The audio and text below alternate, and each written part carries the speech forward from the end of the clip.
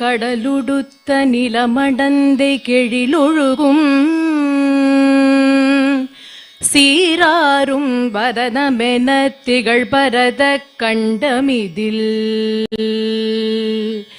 தெக்கணமும் மதில் சிறந்த திராவிடனல் திருநாடும் தக்க சிறு பிறை நுதலும் தரித்தனரும் திலகமுமே அத்திலக வாசனை போலனை துலகும் இன்பமுற எத்திசையும் புகழ் மணக்க இருந்த பெரும் தமிழனங்கே தமிழனங்கே பல்லுயிரும் பல உலகும் படைத்தளித்து துடைக்கினுமோர்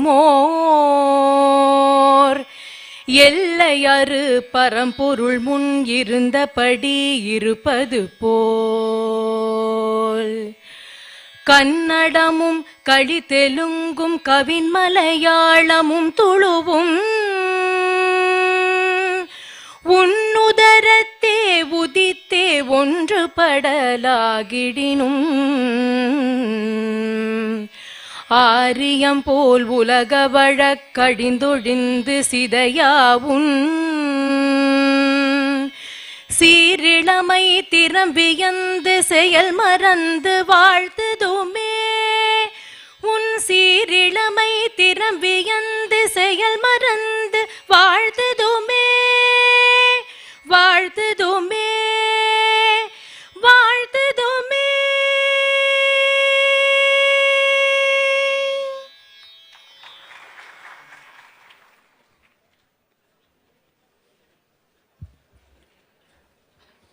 அனைவருக்கும் ஒரு சிறு தகவல். திருமதி சுசித்ரா அவர்கள் பாடியது திமுக அரசால் எடிட் செய்யப்பட்ட பகுதிகளையும் சேர்த்து முழுமையான தமிழ்த்தாய் வாழ்த்து.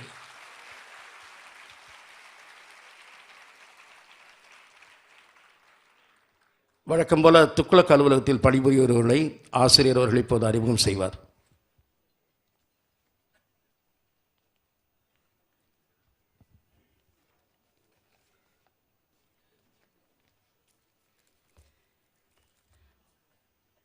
அனைவருக்கும் வணக்கம். எல்லோருக்கும் இனிய தமிழ்த்தாய் பாட்டை கேட்டிருக்கோம். நம்ம பொங்கல் தமிழர் திருநாளாக நாம் கொண்டாடுகிறோம். ஒரு விசேஷம் இருக்கிறது இல்லை. ஆனால் நாம் பாரதியார் கூறுகிற தமிழர் திருநாளாக நாம் கொண்டாடுகிறோம். பெரியார் சொன்ன திராவிடர் தமிழர் திருநாளாக கொண்டாடவில்லை. ஏன்னு உங்களுக்கு தெரியும், அதை பின்னால் கூறுகிறேன். மதலை அசிஸ்டன்ட் எடிட்டர், இவர் தான் துக்ளக்கு பேக் போன். இவருக்கு பின்னால் யாருன்னு தேடவே முடியாது, யாருக்கு பின்னால் யாருன்னே தேட முடியாது. அடுத்தது சத்யா, சீனியர் சப் எடிட்டர். ஷோவுக்கு அடுத்த அவதாரம் எங்களுக்கு இவர் தான். Barkat Ali, sub editor.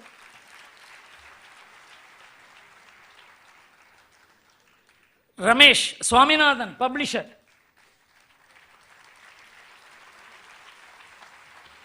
இவர் பேரில் தான் கேஸு போடுறதுன்னா இவர் பேரில் தான் போடுவாங்க.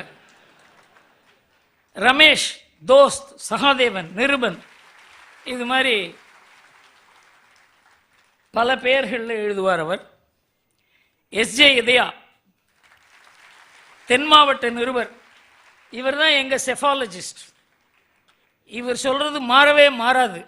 அதனாலேயே எங்கள் பேரில் பல பேருக்கு கோபம். அதாவது நம்ம எந்த கட்சியோடு நெருங்கி இருக்கோம் நினைக்கிறாங்களோ அவங்களுக்கு எதிராக சில சமயம் கருத்து வரும்போது குருமூர்த்தியே நம்ம கட்சியை விரும்புவதில்லைன்னு சொல்கிற அளவுக்கு இவர் புள்ளி விவரங்கள் கொடுப்பார்.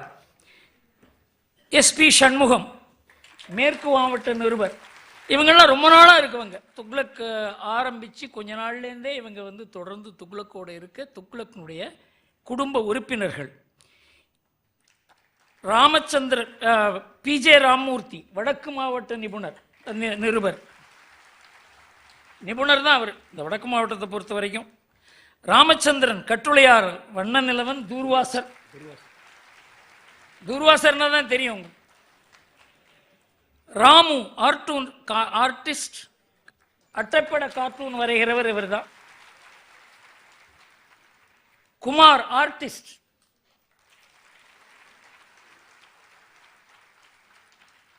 Raju lay out artist. இந்த உள்பக்க கார்ட்டூனுக்கு ஐடியா கொடுக்குறவர் இவர் தான்.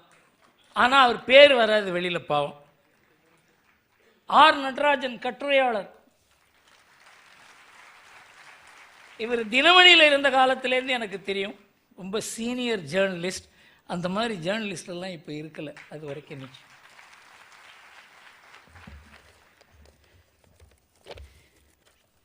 பத்மநாபன் அலுவலக உதவியாளர். இவர் தான் அங்கே போனால் நல்ல காஃபி எல்லாம் கொடுப்பார் துக்ளக் ஆஃபீஸில். சிவா ஃபோட்டோகிராஃபர்.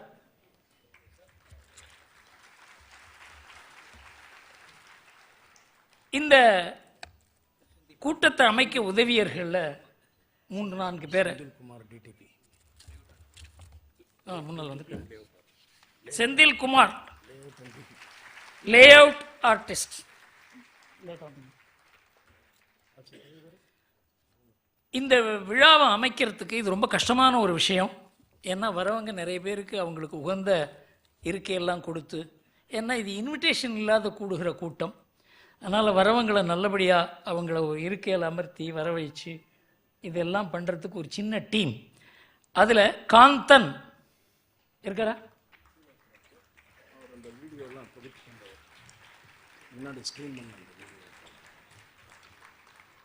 அவர் தான் ஆரம்ப காலத்திலிருந்தே எங்களுக்கு இந்த வீடியோ எல்லா அரேஞ்ச்மெண்ட்டும் பார்க்குறோம். வைத்திய Subramaniam vice chancellor Sastra university. அவரை பார்த்தா அப்படி தெரியாது. ஸ்ரீதர் காமகோடி,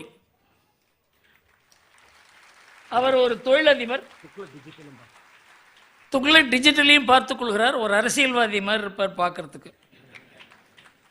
சிவகுமார் தொழிலதிபர், அவரும் துக்ளக் டிஜிட்டலை மேற்பார்வை செய்கிறார். வெங்கடகிருஷ்ணன், அவர்தான் துக்ளக் டிஜிட்டலினுடைய எடிட்டர், ரிப்போர்ட்டர்.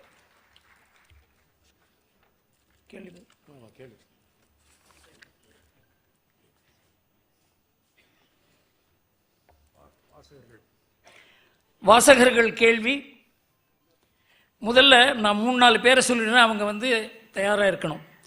ஜெயமோகன் சுப்பிரமணியன் ஒட்டஞ்சத்திரம், சுவாமிநாதன் மேற்கு மாம்பலம், முருகானந்தம் ஈரோடு, தசரதன் வெள்ளக்குட்டை. 4 பேர் ரெடியாருங்க. இங்கே ஜெயமோகன்.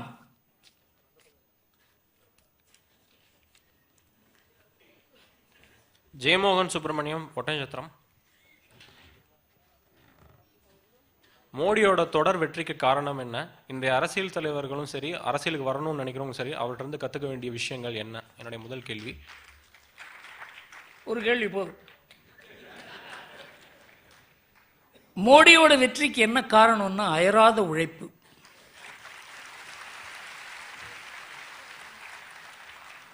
ஆனால் நொடிக்கு நொடி வேலை செய்கிறேன் என்று சொல்லாத ஒரு தலைவர்.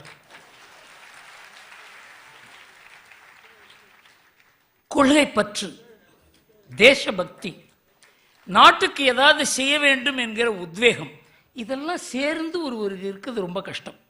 அது தவிர அந்த உடல் வலிமை, மன உறுதி. தலைமைங்கிறது ஓட்டு போட்டால் மாத்திரம் வராது, பதவியில் இருக்கிறதா மாத்திரம் வராது.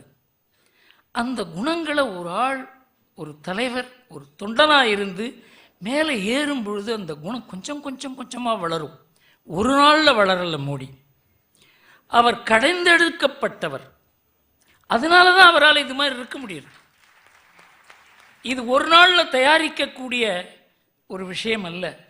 அதனால இப்பெல்லாம் திடீர்னு அரசியல்வாதிகள் வராங்க, திடீர்னு முதலமைச்சராக வராங்க, திடீர்னு அமைச்சராக வராங்களே. ஏன் அவர்கள் அது மாதிரி இருக்க முடியாதுன்னா இருக்க முடியாது. அதற்கு வேண்டிய தயாரிப்பு இருக்கிறத, அந்த தயாரிப்பு இல்லை என்றால் அது மாதிரி தலைவர்கள் உருவாக முடியாது. சுவாமிநாதன், மேற்கு மாம்பலம். சார், நான் தஞ்சை மாவட்ட விவசாயிகள் சார்பாக இங்கே வந்திருக்கேன். எங்களோட விவசாயிகளுக்கு பிரச்சனை வந்து நேரடி நெல் கொள்முதல் நிலையத்தில் வந்து ஒரு சிப்பத்துக்கு 50 ரூபா வசூல் பண்ணுறாங்க. அது ஏதாவது ஒரு தலையிட்டு அது எங்களோட விவசாயிகளோட பிரச்சனைக்கு ஒரு தீர்வு காணுமாடி உங்களோட அன்போடு கேட்டுக்கொள்கிறேன். அதாவது என்ன ரொம்ப நாசூக்காக சொல்கிறாரு, விவசாயிகள் வந்து அவங்க பொருளை விற்கும்போது அதுக்கு கொடுக்குற விலை இருக்க, அது மார்க்கெட் விலையை விட அதிகம், அதில் கொஞ்சம் லஞ்சம் வாங்குறாங்க, அதை எப்படி தடுக்கிறதுன்னு கேட்குறாரு. லஞ்சத்தை தடுக்க வேண்டும் என்றால் இது போன்ற அரசுகள் இருக்கக்கூடாது என்பது தான் அடிப்படை. இந்த தெலுங்கானா சீஃப் மினிஸ்டர் ஒரு 4 நாளைக்கு முன்னால் ஒரு ஸ்டேட்மெண்ட்டு, 4 நாளைக்கு 2017 ஒரு ஸ்டேட்மெண்ட் கொடுத்துருந்தார். அதுக்கப்புறம் மோடியை பற்றிய கருத்து அவருக்கு மாறியது. மோடியை பற்றி தாறுமாறாக கூட விமர்சனம் செய்ய ஆரம்பித்தார். ஆனால் அவர் அந்த 2016 அவர் சொன்ன கருத்து இருக்கிறத, அது ரொம்ப முக்கியம். இது போன்ற நாணயமான லஞ்ச ஊழல் இல்லாத அரசாங்கத்தை 40 ஆண்டுகளில் நான் கண்டதில்லை என்று கூறினார். இது யார் வேணால் மோடியை வெறுக்கிறவர்கள், துவேஷிக்கிறவர்கள், அவரை விரும்பாதவர்கள், அவர் பதவியில் இருக்கக்கூடாது என்று நினைக்கிறவர்கள் எல்லோருமே இந்த ஒரு கருத்தை மறுக்க மாட்டார்கள். அது போன்ற தலைவர் தமிழ்நாட்டுக்கு தேவைன்னு சொல்லுவார். அப்போ இந்த 40 ரூபா 50 ரூபா நிற்குமே தவிர அது வரைக்கும் நீங்கள் கொடுத்து கொண்டு இருக்க வேண்டும் தான். முருகானந்தம், ஈரோடு. அடுத்ததாக மணிகண்டன், பெரியபாளையம், குணசேகரன், ராயப்பேட்டை, வீரராகவன், மதுரை, ரவி, ஆதம்பாக்கம். சமீப காலத்தில் தமிழ்நாடு வக்பு வாரியம் வந்து 100க்கும் மேற்பட்ட ஆண்டுகள் சொத்துக்களை வச்சிருக்கிறவங்க எல்லாம் தங்களுடைய சொத்து அப்படிங்கிற மாதிரி அனௌன்ஸ் பண்ணி அவங்களுடைய சப்ரிஜிஸ்டர் எந்த விதமான கிரைமும் பண்ணாமல் பண்ணிட்டு இருக்காங்க. இதற்கு தக்க மாதிரி செய்யணுங்கிறது கேள்வி சொல்லுங்க. தமிழ்நாடு வக்பு வாரியம் ஒரு 100க்கும் மேற்பட்ட ஆண்டுகள் சொத்துக்கள் வச்சிருக்கிற சொத்துக்கள்லாம் தங்கள் சொத்து அப்படிங்கிற மாதிரி அனௌன்ஸ் பண்ணி சப்ரிஜிஸ்டர் ஆஃபீஸில் எந்த விதமான இதுவும் செய்ய முடியாதபடி இடங்கள் பண்ணிட்டு இருக்காங்க.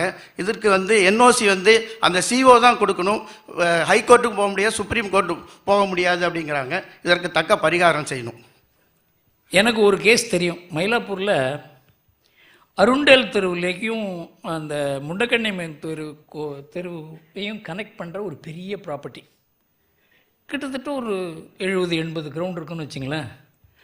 அதை வாங்கி பரம்பரையாக இருந்தவர்கள்கிட்டேருந்து வாங்கி ஒருவர் அந்த இடத்துக்கு போன உடனே இதெல்லாம் வக்ஃபை சேர்ந்தது அப்படின்னு சொன்னாங்க. அதை இன்வெஸ்டிகேட் பண்ணி இந்த கேஸ் சுப்ரீம் கோர்ட் வரலும் போச்சு. ஏன்னா இந்த மாதிரி பிரச்சனைகள் பல ப்ராப்பர்ட்டியில் இருக்குங்கிறதுக்காக இதை சொல்லுகிறேன். மயிலாப்பூரில் இருந்த சப்ரிஜிஸ்ட்ரார் ஆஃபீஸில் இருந்த ஒரு கிளார்க், அவர் ஒரு முஸ்லீம். அவர் என்ன பண்ணார், இங்கே மயிலாப்பூரில் எந்தெந்த ப்ராப்பர்ட்டி காலியாக இருக்கோ அதுக்கெல்லாம் அவர் வீட்டு வரி கட்ட ஆரம்பித்தார். வீட்டு வரி கட்ட ஆரம்பித்து வக்ஃப் பேரில் வீட்டு வரி கட்டி அந்த ரசீது எல்லாம் வச்சு இதெல்லாம் வக்ஃப் ப்ராப்பர்ட்டி என்று அவர் கோரினதுனால அந்த ப்ராப்பர்ட்டி எல்லாமே வக்ஃபை சேர்ந்ததுங்கிற ஒரு பெரிய ஒரு வழக்கு நடந்தது. இந்த வழக்கு உச்சநீதிமன்றம் போய் இந்த மாதிரி ஒரு தவறான ஃபோர்ஜரி நடந்து இப்படி இந்த பல பேரினுடைய ப்ராப்பர்ட்டி எல்லாம் அபகரிக்கப்பட்டிருக்கிறதுன்னு அந்த ப்ராப்பர்ட்டியில் அந்த பர்டிகுலர் டிசிஷனில் கூறினார்கள். இது வந்து பெரிய பிரச்சனை. இதில் என்ன அப்படின்னாக்கா, இதில் மைனாரிட்டி ரைட் வேட வந்துடும். இவங்களை தொட்டாக்க நாம் இன்னும் முஸ்லீம் எதிர்க்கிற மாதிரி, அதாவது முஸ்லீம்களில் சில பேர் தவறு பண்ணுவாங்கங்கிறத கூட நம்ம அரசியல்வாதிகள் ஏற்றுக்கொள்வது கிடையாது. அதனால் என்ன ஆகுறதுனாக்க, முஸ்லீம் என்றாலே கொஞ்சம் விலகி நிற்பது. போலீஸில் கூட ஏதாவது கம்ப்ளைண்ட் கொடுத்தா, நீங்கள் ஒரு முஸ்லீம் பேரில் கம்ப்ளைண்ட் கொடுத்தான்னு வச்சுங்க, ஒரு ஹிந்து விஷயத்தை கொடுங்க சார்னு சொல்லுவாங்க. இதெல்லாம் பழக்கப்பட்டிருக்கும். இதெல்லாம் நம்ம அரசியலில் இருக்க வக்கரங்கள். இது வந்து நீதிமன்றத்தை கூட பாதிக்கிறது, பத்திரிகைகளை கூட பாதிக்கிறது. இதெல்லாம் மாற்ற வேண்டும் என்றால் மக்களுடைய கருத்தை மாற்றினால்தான் இதை மாற்ற முடியுமே தவிர இது அவ்வளோ ஈஸியாக மாறக்கூடிய விஷயங்கள் இல்லைங்கிறத நாம் புரிந்து கொள்ள வேண்டும். இதுக்கு வழக்காடி தான் செய்ய வேண்டும். அந்த நான் சொன்னேன்னா அந்த 70-80 கிரவுண்டு இருந்தவர் எப்படி போய் உச்சநீதிமன்றத்தில் என்னுடைய சொத்து தான் என்று நிரூபித்தாரோ அதுபோன்று நிரூபிக்க வேண்டிய கட்டாயம் நம்ம எல்லோருக்கும் இருக்கிறது. தசரதன். அனைவருக்கும் வணக்கம். ஐயா, பெண்கள் அரசியலுக்கு வருவது பற்றி தங்களுடைய கருத்து என்ன? எங்களுக்கு ஆசிரியராக இருந்தபோது பெண்களை பற்றி அவர் அரசியல் வர்றது பற்றி அவர் கருத்து சொன்னார். உங்களுடைய கருத்து என்ன? ஒன்று.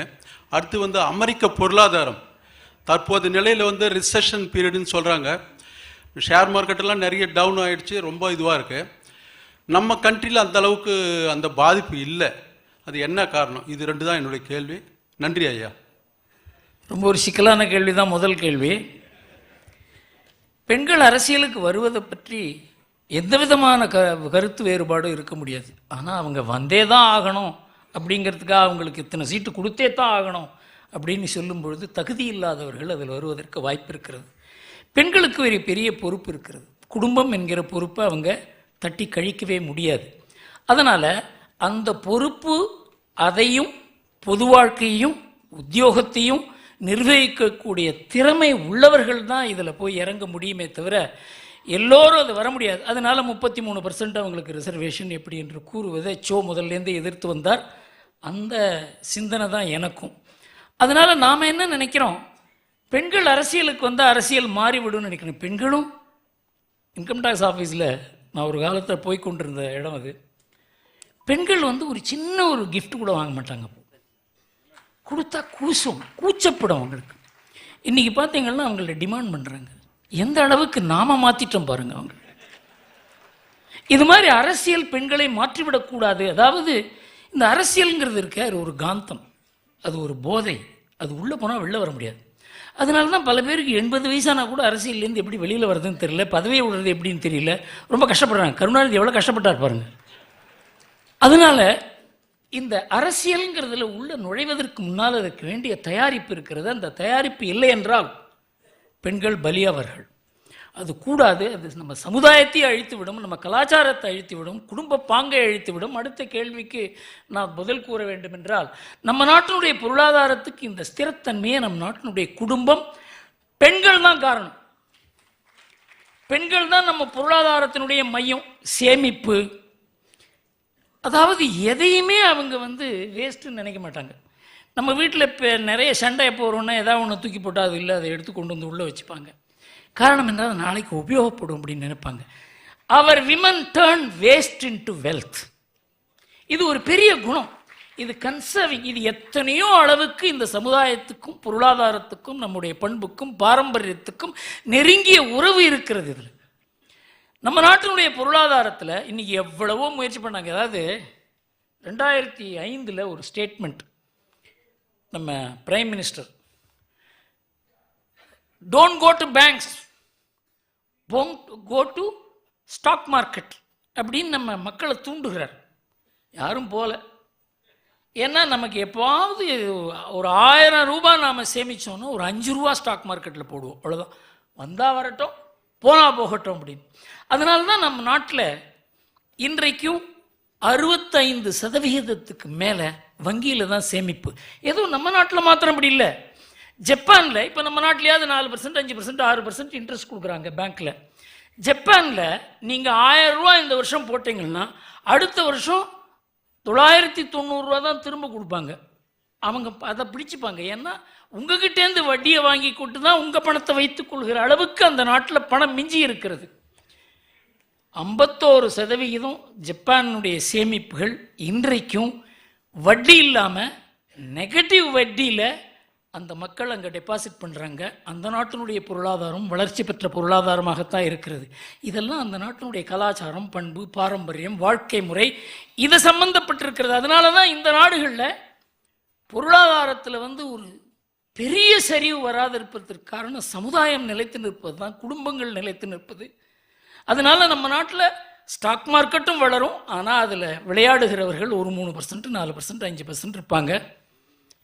மற்றபடி இந்த நாட்டினுடைய பொருளாதாரத்துக்கு ஸ்திரத்தன்மை இருக்கிறதுனால தான் இது பெரிய அளவுக்கும் ஏற்றம் இல்லை, இதுக்கு ஒரு பெரிய தாழ்வும் இல்லை, நிரந்தரமாக வளர்ந்து கொண்டிருக்கிறது. இன்றைக்கு என்ன என்றால் 2028 2030க்குள்ள நம்ம நாடு உலகத்தில் 3வது பெரிய பொருளாதாரமாக வளரும். இது நாம சொல்லலை, உலகத்தில் இருக்க எல்லோரும் கூறுகிறார்கள். இதற்கு என்ன ஆதாரம் தெரியுமா? பல பேர் என்னென்னோ சொல்லுவாங்க. இதுக்கெல்லாம் காரணம் இந்த நாட்டினுடைய கலாச்சாரமும் பண்பும் பாரம்பரியம் தான். இங்கேருந்து அங்கே போகிறவங்க கூட அமெரிக்கா போனாலும் சரி, எந்த ஊருக்கு போனாலும் அவங்களுடைய கலாச்சாரத்தை கைவிடுறதில்லை, குடும்பத்தை கைவிடுறதில்லை, பெற்றோர்களை கைவிடுறதில்லை, உறவுகளை கைவிடுறதில்லை. நம்ம உறவுகள் மூலமாக அமைந்த சமுதாயம், பொருளாதாரம், நம்ம யாரையுமே விட்டு கொடுக்க மாட்டோம். அதனால் என்ன ஆச்சுன்னா, நம்முடைய பெரியோர்கள், வயது வந்தவர்கள், வயோதிகர்கள், உடல்நிலை சரியில்லாதவர்கள், நம்ம குழந்தைகள் எல்லோரையும் நம்ம பாதுகாக்கிற கடமை நமக்கு இருப்பதனால இந்த பொறுப்பெல்லாம் குடும்பங்கள் நிர்வகிக்கின்றன. அமெரிக்காவில் இந்த பொறுப்பெல்லாம் அரசாங்கத்தினுடைய பொறுப்பாக மாறி இன்றைக்கு இருக்கும் அவங்களுக்கு கையில் இருக்க அந்த பொறுப்பு இருக்கிறத அதை அவங்க நிர்வகிக்க வேண்டும் என்றால் அவங்களுக்கு $61 trillion பணம் இன்றைக்கு அமெரிக்க அரசாங்கத்தினுடைய கையில் இருக்க வேண்டும். $1 கூட அவங்க கையில் கிடையாது. அந்த அளவுக்கு பொறுப்பை ஏற்றுக்கொண்டிருக்கிறார்கள். குடும்பங்களை நேஷனலைஸ் செய்து விட்டார்கள். குடும்பங்கள் எல்லாம் பொது உடைமையாக்கப்பட்டு விட்டன. நம்ம நாட்டில் அந்த நிலைமை இல்லை. பிரைவேட்டைசேஷன் அப்படின்னு எடுத்துக்கொண்டால் எதெல்லாம் பிரைவேட்டைஸ் பண்ணோம், நாம ஏர்போர்ட்டை பண்ணுவோம், அதை பண்ணுவோம், இதை பண்ணுவோம். அமெரிக்காவில் என்ன பண்ணாங்க தெரியுமா?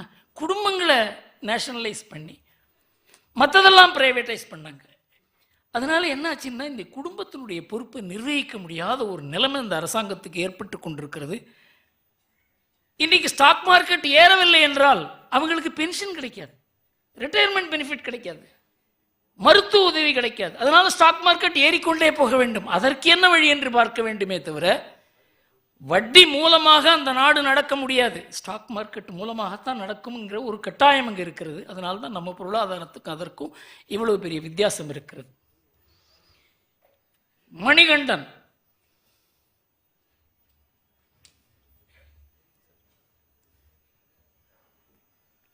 Sir, Manikandan Periyapalayam sir. கேள்வி என்னடான்னா, நாங்கள் வரும்போது எங்களை கேட்டாங்க சார், திராவிடத்துக்கும் திராவிட மாடல் ஆட்சிக்கும் என்ன வித்தியாசம்னு கேட்டாங்க. அது நீங்கள் தான் சார் சொல்லணும். இப்போ திராவிட மாடல் ஆட்சிக்கு வந்து அவங்க வந்ததுலேருந்து மோடி சார் எதிர்ப்பு,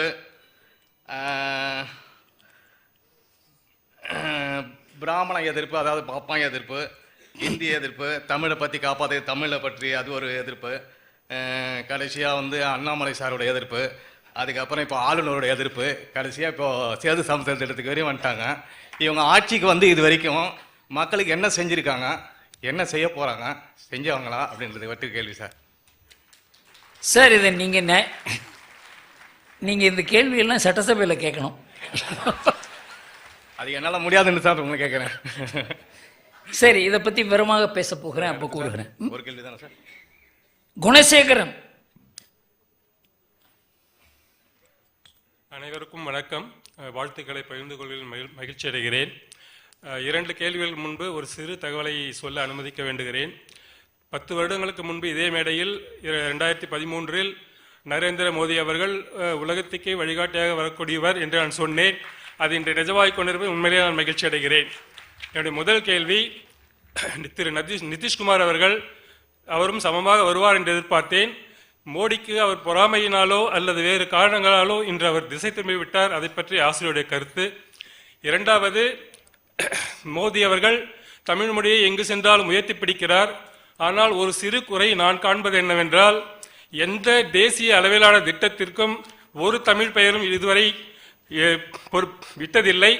அப்படி ஒரு திட்டத்தை பெயர் வைத்தால்தான் இந்தியா முழுவதும் அந்த பெயர் பிரபலமாகும் என்பது, இதை நான் பிஎம்ஓ ஆஃபீஸிலும் தெரிவித்தேன் ஒரு முறை. இது நிறைவேறுமா? இன்னொன்று, மொழிக் கொள்கை ஒரு சிறு ஆலோசனையினிடமிருந்து அது நிறைவேறுமா என்று தெரியவில்லை. 6, 7, 8, 9, 4 வகுப்புகளிலும் தமிழகத்தில் தென்னக மொழிகள் ஒவ்வொரு மொழி ஒவ்வொரு வகுப்பிலும், அதே போல் மேபி உத்தரப்பிரதேசத்தில் அதுபோல் செயல்படுத்தினால் மொழி பிரச்சனை குறையலாம் என்பது என்னுடைய ஒரு ஆலோசனை. அது நடக்குமா? நன்றி. நிதிஷ்குமாரை பற்றி கேட்டார். எனக்கு நெருங்கிய நண்பர் அவர். அதாவது அரசியலில் ரொம்ப தூயமாக, அரசியலில் நாணயமாக இருக்கவங்க ரொம்ப குறைவு. அதில் அவர் ஒருவர். அவர் பேரில் ஏராளம் நம்பிக்கை இருந்தது எனக்கு. என்னாச்சு, 2014 இந்த பத்திரிகையாளர்கள் போய் அவரை தூண்டி விட்டு நீங்கள் தான் பிரதம மந்திரி ஆக வேண்டும் என்கிற ஆசை அவர் எங்கேயோ பீகாரில் இருந்த மனுஷனை நீ தான் பிரதம மந்திரியாக வேண்டும் என்று அவரை தூக்கிவிட்டு அவர் மனதில் இல்லாத ஆசையை உருவாக்கினதுனால மோடியோட அவருக்கு போட்டி ஏற்பட்டது. அது வெளிப்படையாக மோடிக்கு எதிராக அவர் கருத்துகள் தெரிவித்து, மோடி வந்தால் இங்கு பிஜேபி கூட்டம் நடக்கக்கூடாது என்கிற அளவுக்கு அவர் மோடி விரோதத்தை வெளிப்படுத்தியதுனால அவரை ஏற்றுக்கொள்வார், மோடியை எதிர்க்கிறதுக்கு இவர் ஒருவர் தான்ங்கிற ஒரு நிலைமை ஏற்பட்டது. மோடி எதிர்ப்புனாலேயே அவருக்கு ஒரு புகழ் பத்திரிகையில் இந்த நம்ம நாட்டினுடைய தாராளவாதிகள், நம்ம நாட்டினுடைய செக்யுலர்வாதிகள் இவரெல்லாம் அவரை பற்றி பேச ஆரம்பித்தாங்க. அவர் உண்மையில் அப்படி கிடையாது. அவர் அப்படி மாற்றியதே நம்ம பத்திரிகைகள் தான், நம்ம தாராளவாதிகள் தான், நம்ம செக்யுலர்வாதிகள் தான். அதற்கப்புறம் என்னாச்சு, அவர் அங்கேருந்து இங்கே வந்த உடனே அவருக்கு மரியாதை குறைஞ்சது. இங்கேருந்து அங்கே திரும்ப போன உடனே மரியாதை குறைஞ்சது. நம்ம ராமதாஸ் மாதிரி ஆயிட்டார் அவர். இது ஒரு துரதிருஷ்டம் தான். ஒரு நல்ல தலைவர், அவருடைய மனசை கெடுக்கிறதுக்கு ஒரு 10 பேர் இருந்தான்னாக்கா ஒரு நல்ல தலைவர் கூட எப்படி சீரழிவார் என்பதற்கு நிதிஷ்குமார் ஒரு உதாரணம். அடுத்தது மோடியினுடைய தமிழ் பற்று இருக்கிறத, அது அவருடைய தனிப்பட்ட பிரதமர் என்கிற ஒரு வகையில் பார்க்க வேண்டுமே தவிர, இந்த நாட்டை நடத்துவதற்கு தமிழை உபயோகப்படுத்த வேண்டும் என்று நாம் கூற முடியாது. ஏனென்றால் மற்ற மொழிகளும் இருக்கின்றன நம்ம நாட்டில் ஏராளமான. அதாவது தமிழ் தொன்மையான மொழி, இதற்கு ஒரு பாரம்பரியம் இருக்கிறது, இது ஆன்மீகத்தில் கலந்தது, இது எல்லாம் வாஸ்தவம் தான். ஆனால் இன்றைக்கு அரசியலில் தெலுங்கு தேசம்னு ஒரு கட்சி இருக்குது. நீங்கள் எந்த இடத்துல போனாலும், மகாராஷ்டிராவில் போனால் மராட்டி மொழிக்கு அதுக்கு ஒரு முக்கியத்துவம் இருக்கிறது. வங்காளத்தில் போனீங்கன்னா மொழி பற்றி ஏராளமாக இருக்கிறது. அதனால் ஒரு இடத்துலையும் அந்தந்த மொழியினுடைய பெயரை திட்டத்தில் வைக்க ஆரம்பித்தால் மற்றவர்களுக்கு என்ன என்று புரியாது. அதனால் பொதுவாக எல்லோருக்கும் புரிகிற ஒரு பாஷையில் தான் திட்டங்கள் பெயரை வைக்க முடியுமே தவிர அதை ஒரு குறை என்று கூற முடியாது. இன்றைக்கு பார்ப்போம், நாம் காசி தமிழ்ச்சங்கம் நடத்தி இருக்கிறார் மோடி.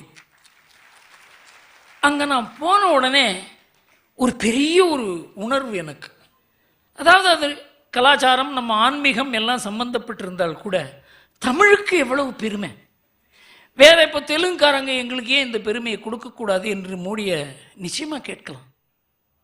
அதற்கு வாய்ப்பும் இருக்கிறது, அதற்கு தயாரிப்பும் செய்து கொண்டிருக்கிறார். எல்லா மொழியையும் நம்ம நாட்டினுடைய கலாச்சாரம், பண்பு, பாரம்பரியத்தோடு இணைத்து ஆன்மீகத்தில் தான் நம்ம மொழிகள் எல்லாமே இணைகின்றன.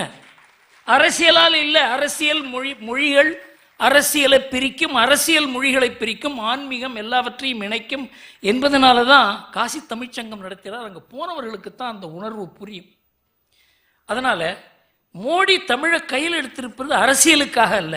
தமிழ்நாட்டில் மோடி தமிழ் தலைவராக உருவாக அந்த தமிழ் உணர்வு அவருக்கு இயற்கையாக இருக்கிறது. அது என்னிடம் பேசியிருக்கிறார். காசி தமிழ் சங்கத்தை பற்றி என்கிட்ட பேசும்பொழுது இது நடக்குமா என்று கூட நினைத்தேன். 30 நாளில் இது திட்டமிடப்பட்டு நடந்தது. என்னால் நடத்த முடியும் என்றே நினைக்கல. அது ஆரம்பித்து விட வேண்டும். அது பின்னால் எப்படி வளர்கிறது என்பதை பார்ப்போம். இன்னும் தயாரிப்பு தேவை. ஆனால் தயாரிப்பு அப்படிங்கிறதுக்காக இன்னும் ஒரு ஆண்டு அதை போஸ்ட்போன் பண்ணக்கூடாது என்று அதை ஆரம்பித்து நடத்தினார். அவருடைய தமிழ் பற்றை பற்றி அவர் உலகத்தில் எந்த இடத்துல தமிழை பற்றி பேசலை, எந்த இடத்துல கனியன் பூங்குன்றனாரை பற்றி சொல்லலை, எந்த இடத்துல திருவள்ளுவரை பற்றி பேசலை. அது இயற்கையாக இருக்கிற ஒரு தமிழ் பற்று. வீரராகவன் மதுரை, ரவி ஆதம்பாக்கம், வசந்தகுமார் வாணியம்பாடி, முத்துக்குமார் நங்கநல்லூர், ஸ்ரீவத்சன் மேற்கு மாம்பலம், ஹரிணி சென்னை. அனைவருக்கும் வணக்கம். 2 கேள்விகள் தான். முதல் கேள்வி சீனாவின் அச்சுறுத்தல் பற்றி. அதாவது முதல்ல லடாக்ல ஆரம்பித்து இப்போ ஏற்கனவே அருணாச்சல் பிரதேஷ், இப்போ உத்தராகண்ட், அந்த ஃபுல் பார்டர் லைனும் ஃபுல்லாக they are building the troops. சீனாவின் அச்சுறுத்தல் இந்தியா எப்படி சமாளிக்க போகிறது? 2வது கேள்வி, 2026 தேர்தலில் தமிழகத்தில் நாம் விரும்பும் தேசிய கட்சியும் நாம் விரும்பும் தலைவரும் முதலமைச்சர் ஆவதற்கு என்ன பிரயத்னம் செய்ய வேண்டும்? தேங்க்யூ. நன்றி.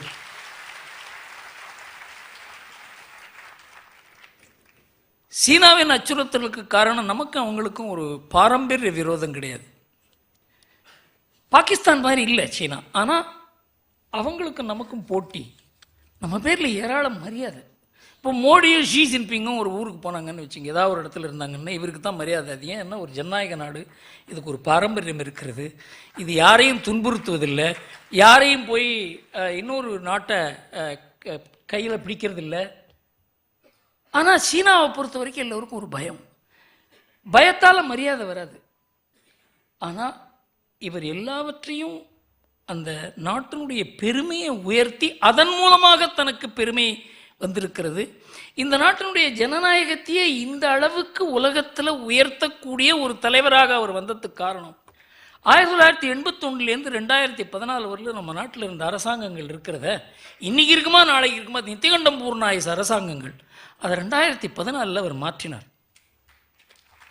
அது ஒரு பெரிய பிரம்மாண்டமான மாற்றம். அந்த மாற்றம் இல்லைன்னா இந்த உலகத்தில் நம்ம நாட்டுக்கு எந்த மாற்றமே வந்திருக்காது. அதற்கு பிறகு 2019 மோடி தீர்ந்தார் என்று நினைத்தார்கள், உலகமே நினைச்சது. அதைவிட அதிக வெற்றி பெற்றார் அவர். இதற்கு காரணம் மக்களுக்கு அவருக்கு இருக்க ஒரு தொடர்பு. இதனால உலகத்தில் கடந்த 3 ஆண்டுகளாக ஒரு 20 நாடுகளினுடைய தலைவர்களை ஒப்பிட்டு மோடி தான் உலகத்திலேயே உயர்ந்த நிலையில் இருக்கிறார் என்று மார்னிங் கன்சல்ட் என்கிற ஒரு அமைப்பு கருத்து கூறியிருக்கிறது. இதெல்லாம் பார்த்தா சீனாவுக்கு பொறாமை வரத்தான் செய்யும். நாம் இவ்வளவு பெரிய நாடு, இவ்வளவு பலம் இருக்கிறது, இவ்வளவு பெரிய பொருளாதார வளர்ச்சி, அதனால் நம்ம ஏதாவது ஒரு ஹிம்சை செய்து கொண்டே தான் இருப்பாங்க. சீனா என்ன பண்ணும், சீனா என்ன பண்ணும் நம்ம யோசிக்க வைப்பார்கள். இது இருக்க போகிறது. இதை பற்றி இன்னும் அதிகமாக தெரிந்தவர் அவர் எந்த அளவுக்கு இங்கே அதை பேச முடியும் தெரியாது. ஜெய்சங்கர் தான் இந்த கருத்து சொல்ல முடியும். ஆனால் அவர் பேசுவதற்கும் அவர் உபயோகிக்கிற வார்த்தையினுடைய உள்ளர்த்தத்தை நாம் புரிந்து கொண்டால்தான் உண்மை என்றே தெரியும்.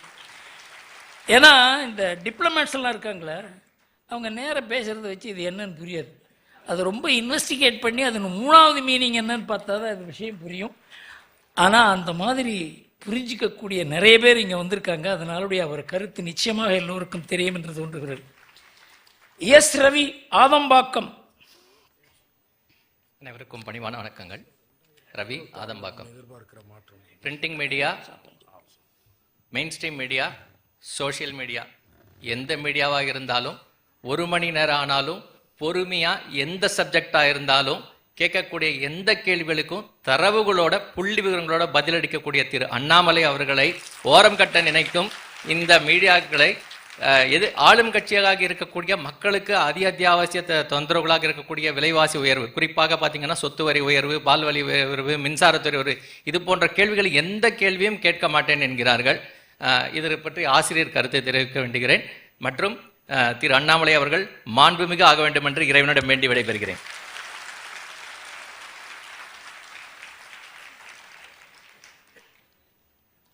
அண்ணாமலையை பத்திரிகையாளர்கள் இப்படி ஹிம்சை செய்கிறார்கள் என்றால் அவர் வளர்ந்து கொண்டிருக்கிறார் என்று அர்த்தம். அவர்கள் தொடர்ந்து ஹிம்சை செய்ய வேண்டும். ஏனென்றால் அவர்கள் செய்ததில் இவரை வளர விடக்கூடாது என்பதுதான். அதை மீறி அவர் வளரும் பொழுதுதான் அவர் கடந்திருக்கப்பட்ட மனிதனாக தேர்ந்தெடுக்கப்படுகிறார். அவருக்கு எல்லா குணங்களும் இருந்தால் கூட அவருக்கு அனுபவம் எப்படி வரும்? எதிர்ப்பில் தான் அனுபவம் வரும், கஷ்டப்பட்டால் தான் அனுபவம் வரும், அடிபட்டால் தான் அனுபவம் வரும், உருண்டு எழுந்தால் தான் அனுபவம் வரும். அந்த அனுபவங்களை அவராக தேட முடியாது, அவருக்கு அந்த அனுபவங்கள் வந்து கொண்டிருக்கிறது. அதனால் இதை நான் வரவேற்கிறேனே தவிர அவருக்காக நான் ஒரு ஐயோ அவர் இப்படி படுத்துகிறார்களே என்று நான் நினைக்கவில்லை. அவர் மாண்புமிகு ஆயிடக்கூடாது அப்படிங்கிறது தான் என்னுடையது. இந்த மாண்புமிகுங்கிற வார்த்தை இருக்கு பாருங்க, இது எங்கேருந்து பிடிச்சாங்கன்னு தெரியல. அவர் மாண்புமிகு இல்லாத அந்த இடத்துக்கு போவதை நான் விரும்புகிறேன். அதனால இந்த மாண்புமிகு வேண்டாம் என்று தோன்றுகிறேன். வசந்தகுமார்.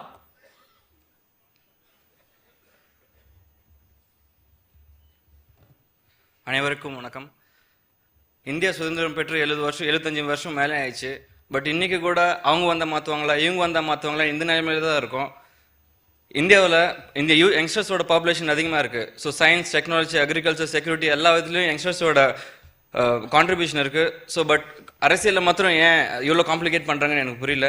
ஸோ இன்கேஸ் யங்ஸ்டர்ஸ் எல்லாம் டைரக்ட் பாலிடிக்ஸில் என்ட்ரானா கான்ட்ரிபியூஷன் பண்ணால் ஏதாவது விதத்தில் அது நாட்டுக்கு உபயோகப்படுமா தாங்களும் அண்ணாமலை ஐயா இதுக்கு பதில் சொல்லுமாறு நான் தாழ்மையோடு கேட்டுக்கொள்கிறேன். ரொம்ப நன்றி. தேங்க்யூ ஐயா. முதல்ல இளைஞர்களுக்கு அரசியலில் பங்களிப்பு எப்படி வர வேண்டும் என்றால் அவங்க அரசியலை பற்றி தெரிந்து கொள்ள ஆசைப்பட வேண்டும். நாங்கள்லாம் கல்லூரியில் படிக்கும்போது கிட்டத்தட்ட 70-80% மாணவர்கள் அரசியலை பற்றி பேசுவாங்க, கிரிக்கெட்டை பற்றி பேசுவாங்க, சினிமாவை பற்றி பேசுகிறவங்களே ரொம்ப குறைச்சலாக இருக்கும். இந்த அரசியலும் கிரிக்கெட்டும் இருக்க அது ஒரு பெரிய அப்சஷன் எங்களுக்கு. அந்த அரசியல் நாட்டம் இருக்கிறத அதுதான் அரசியலில் உங்களை இழுக்கக்கூடிய தன்மை உள்ளது. இப்போ பேசுவது பூரா எனக்கு சினிமா ஆக்டர் பேரெல்லாம் தெரியாது, ஆக்ட்ரஸ் பேரும் தெரியாது. சினிமா ஆக்ட்ரஸ்ஸு அங்கே சினிமா தியேட்டரில் போய் க்யூவில் நிற்கிறது, விசில் அடிக்கிறது, இந்த பழக்கம் தமிழ்நாட்டில் வந்ததே கழகங்களால் தான். நான் ஒரு முறை காமராஜர்கிட்ட பேசும்பொழுது, சின்ன பையன் சிஏ படித்து முடிச்சிருந்தேன். அப்போ சொன்னார், இந்த கூத்தாடிங்களோட போயா நாம் அரசியல் பண்ண முடியும்? அந்த வார்த்தை கடினமான வார்த்தையாக இருக்கலாம், ஆனால் உண்மையான வார்த்தை. இன்றைக்கு பாருங்க, இந்த ஆக்டர் வருவாரா அரசியலுக்கு, அந்த ஆக்டர் வருவாரா என்றுதான் தமிழ்நாட்டினுடைய அரசியல் பாணியே. இது மாற வேண்டும் என்றால் அரசியலில் இளைஞர்கள் நிறைய அரசியல் பற்றி படிக்கணும், அரசியல் சரித்திரம் படிக்கணும், இந்த நாட்டினுடைய அரசியல் தலைவர்களை பற்றி படிக்கணும், அவர்களுடைய தப்பு நல்லது எது என்று அவங்களுக்கு புரிய வேண்டும். இது வரும்பொழுது ஒரு சரியான ஒரு இளைஞர் படை உருவாகும் அரசியலில். இது இல்லாத ஒரு சினிமா ஸ்டாரினுடைய ஃபேன், இன்னொரு சினிமா ஸ்டாரினுடைய ஃபேன், இவங்க தான் அரசியலுக்கு வரப்போகிறாங்க. இந்த அரசியலால் ஒரு மாற்றமும் வராது. அதனால் ஒரு பெரிய ஒரு மாற்றத்தை கொண்டு வர வேண்டும் என்றால் துக்ளக் மாதிரி ஒரு பத்திரிக்கை இருந்தால் போகாது, 20 பத்திரிக்கை வேணும். அதனால் இந்த கருத்து மாற்றம், மனமாற்றம், திசை மாற்றம் இதெல்லாம் இருக்குது பாருங்க. இது எப்போ வரும்னா இது ரொம்ப கீழே போனோம், அப்புறம்தான் மேலே வரும். இது கீழே போய் ஒரு அளவுக்கு இனிமே கீழே போக முடியாதுங்கிற ஒரு நிலைமை வந்திருக்கு பாருங்க. அதனால நிலைமை திரும்பும், மாறும் அப்படிங்கிற நம்பிக்கை எனக்கே இருக்கிறது. முத்துக்குமார், ஸ்ரீவத்சன், ஹரிணி. வணக்கம், முத்துக்குமார், நாங்கநல்லூர். G20 பிரசிடென்சி இந்த தரம் இந்தியாவுக்கு கிடச்சிருக்கு, அது ஒரு பெருமை. G20யில் இந்தியாவின் பங்களிப்பு நடத்துகிறதோட இந்தியா என்னென்ன திட்டங்கள் வச்சுருக்காங்க, இதுக்குரிய ஆர்கனைசேஷன் ஸ்ட்ரக்சர் என்னது, அதே போல் தற்சமயம் உலகத்தில் நிறைய ப்ராப்ளம்ஸ் இருக்குது, like security, terrorism, sustainable development, climatic change. இந்த மாதிரி ப்ராப்ளம்ஸை இந்தியா இந்த மாநாட்டு வழியாக எப்படி சரி செய்யலாம் அப்படின்ற திட்டங்கள். அதுக்கடுத்த கேள்வி, யுனைடெட் நேஷன்ஸ் செக்யூரிட்டி கவுன்சிலில் திங்க் டேங்க் அட்லாண்டிக் கவுன்சில் அப்படின்ற நிறுவனம் நடத்தின சர்வேல 26% சான்சஸ் ஆர் தேர் அப்படின்னு சொல்லியிருக்காங்க. அதை பற்றியும் எதுக்கு 26% சான்சஸ்? இந்தியா செலக்ட் ஆகிறதுக்கு 26% சான்ஸ்.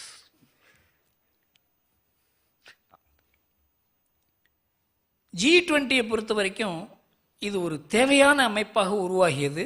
அந்த உலகமயமாக்குதல் முதல்ல வந்தபோது ஒரு G7 அப்படின்னு ஒரு அரேஞ்ச்மெண்ட்டு, அதுக்கப்புறம் வளர்ச்சி அடைகிற நாடுகள் இருக்கின்றத அந்த நாடுகளையும் சேர்த்தா தான் உலகத்தில் ஒரு குளோபல் ஆர்டர் என்று கூறுகிறார்களே, அதற்கு உண்டான தயாரிப்புகளை பண்ணுறதுக்காக இது உருவாக்கினாங்க.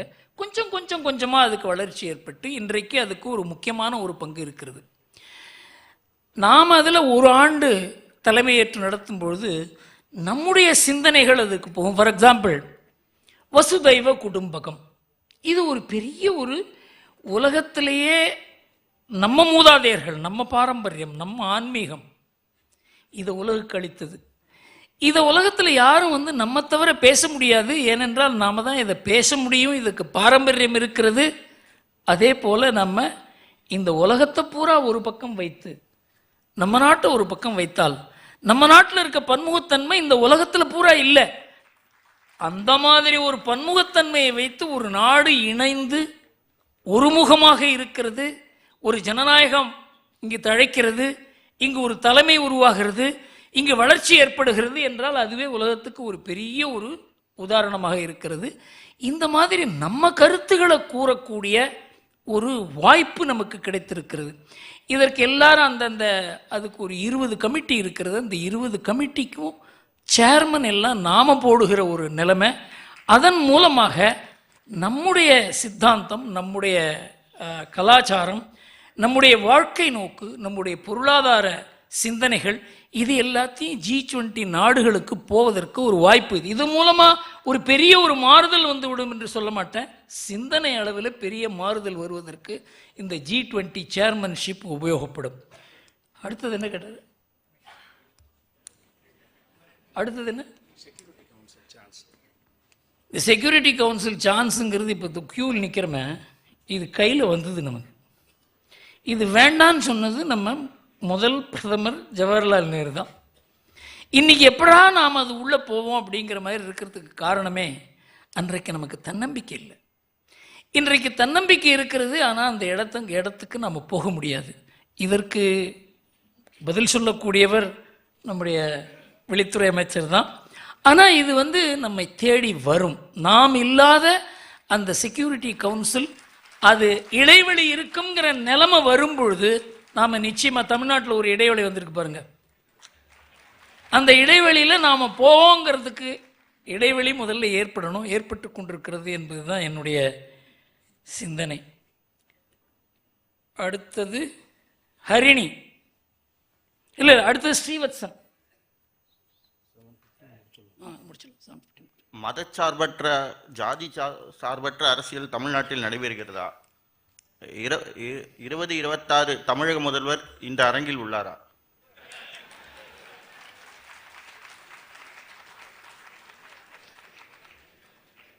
மதசார்பற்ற அரசியல் எங்கேயுமே இல்லை, அது வரைக்கும் நிச்சயம். ஜாதி இல்லாத அரசியலும் எங்கேயுமே இல்லை. நம்ம நாட்டில் இது ரெண்டையும் வளர்த்ததே நம்ம அரசியல் கட்சிகள் தான். முதல்ல பார்த்தீங்கன்னா 1952 தேர்தல்லாம் ஜாதி இல்லாத, வேறுபாடுகள் இல்லாத, மத வேறுபாடுகள் இல்லாத, பொருளாதார வேறுபாடுகள் இல்லாத அரசியலை உருவாக்குவோம் என்று தான் நம்ம அரசியல் கட்சிகள்லாம் ஆரம்பித்தன.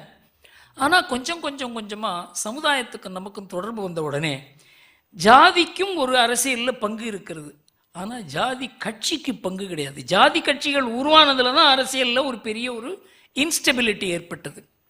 அதனால் ஜாதியை ஒழிக்கவும் முடியாது, ஜாதியை அரசியலில் ஏற்றுக்கொள்ளவும் முடியாது. என்னை பொறுத்தவரையில் நான் ஒரு பெரிய ஆய்வு செய்தேன் 1992 ஜாதி என்பதை கலாச்சார ரீதியாகவும் பொருளாதார ரீதியாகவும் பார்த்தால் ஜாதி பொருளாதாரத்தை முன்னேற்றக்கூடிய ஒரு பெரிய ஒரு வாகனம் என்பது தான் என்னுடையது.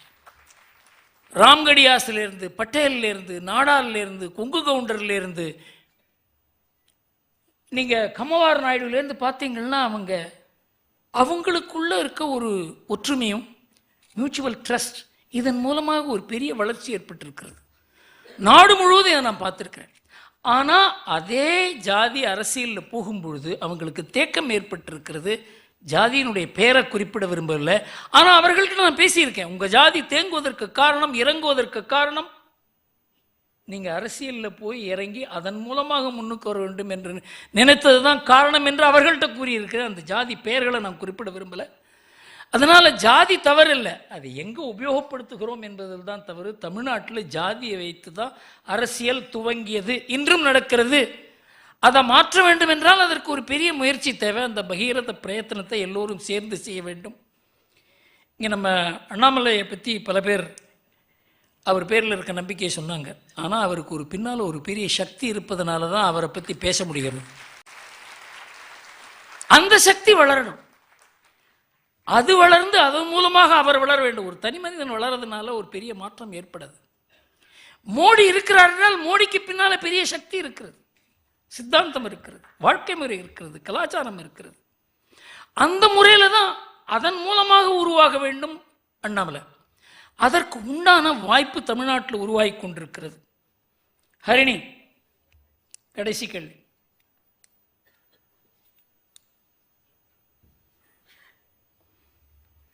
வரலையா? சரி.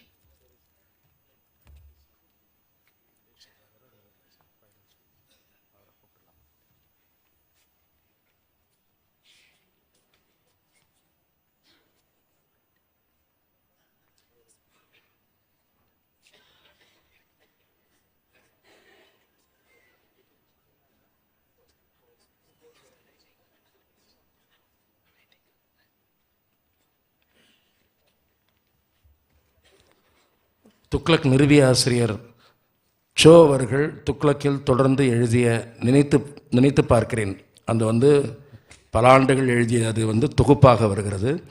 அந்த நூல்களை அலையன்ஸ் பதிப்பிக்கிற அந்த நூல்களை மாண்புமிகு மத்திய வெளியுறவுத்துறை அமைச்சர் டாக்டர் ஜெய்சங்கர் அவர்கள் வெளியிட முதல் பிரதியை துக்ளக் ஆசிரியர் திரு எஸ் குருமூர்த்தி அவர்கள் பெற்றுக்கொள்கிறார்.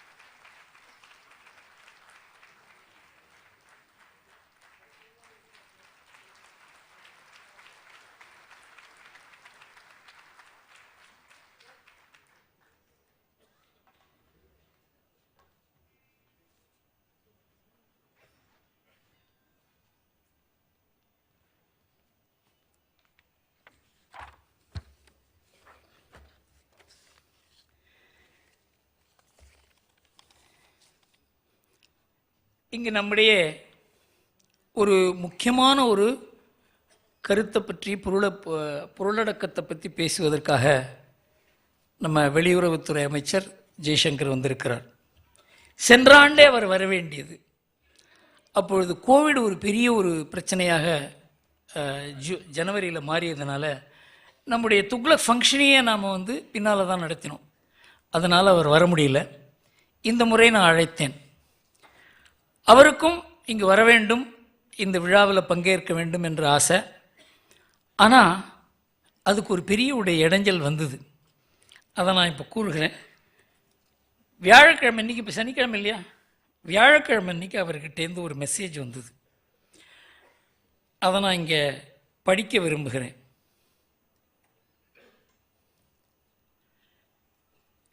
I seem to be jinxed. Came down yesterday with viral fever. Most problematic, I can't speak because of severe coughing and affected voice. Doctor says at least 3-4 days of rest and no travel. இன்னைக்கு வியாழக்கிழமை, இன்னைக்கு 2 நாளைக்கு முன்னாடி have to cancel PM summit today also. Prime Minister meeting அவரால் போக முடியல, நேற்றும் போக முடியல, முந்தா நாளும் போக முடியல. I cannot say how sorry I am, hope you understand. எனக்கு அப்படியே இதயம் நின்று விட்டது. இதனால் இந்த வம்பா போச்சு.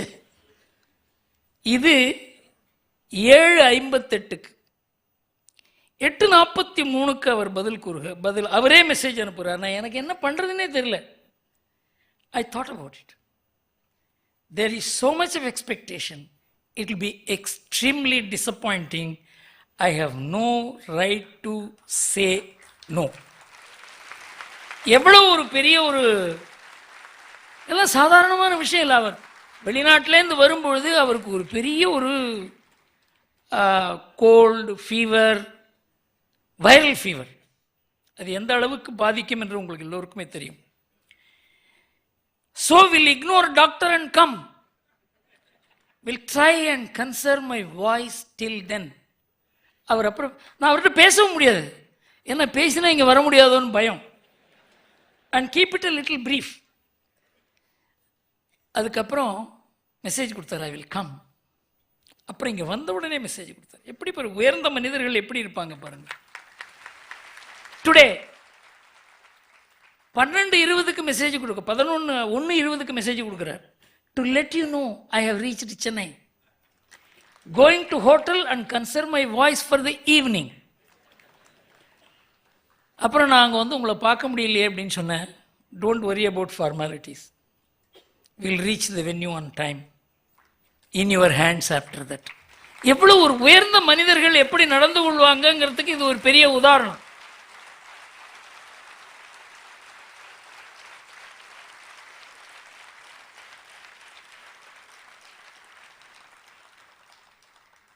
இவர் என்ன பேச போறாருன்னு உலகத்திலே எல்லாரும் பார்க்குறாங்க. இவர் இந்த ஆங்கில மொழி இருக்க, இந்த விளக்காரங்கள்லாம் தனக்குத்தான் இதில் ஒரு தேர்ச்சி இருக்குது, பயிற்சி இருக்குன்னு நினைக்கப்பாங்க. இவர் பேசுகிற அந்த வார்த்தை, அந்த மெஷர் பண்ணி பேசுகிறது இருக்கிறத, அது இன்றைக்கு உலகத்தையே திகைக்க வைத்திருக்கிறது.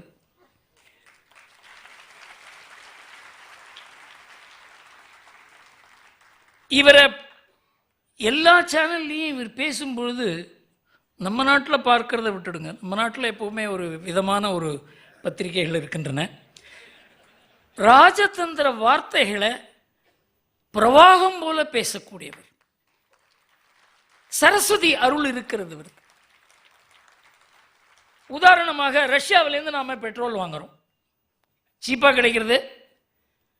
ஆனால் அதில் வாங்குறதுல மேற்கத்திய நாடுகளுக்கு, அதனுடைய கருத்துகளுக்கு, அவங்களுடைய அரசியலுக்கு, அவங்களுடைய திட்டங்களுக்கு எதிராக நாம் இதை செய்கிறோம். எவ்வளோ பெரிய கஷ்டம் பாருங்க. மேற்கத்திய நாடுகளுக்கு எதிராக போவது என்பதே நம்ம சரித்திரத்தில் கிடையாது.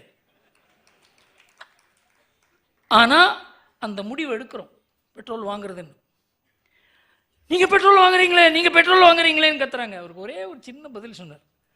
நீங்கள் ஒரு மாதத்தில் நாங்கள் ஒரு மாதத்தில் வாங்குறத நீங்கள் ஒரு பகலில் வாங்குறீங்கன்னு சொன்னார்.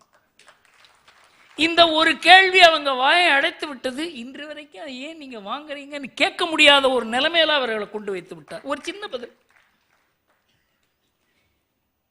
இவரை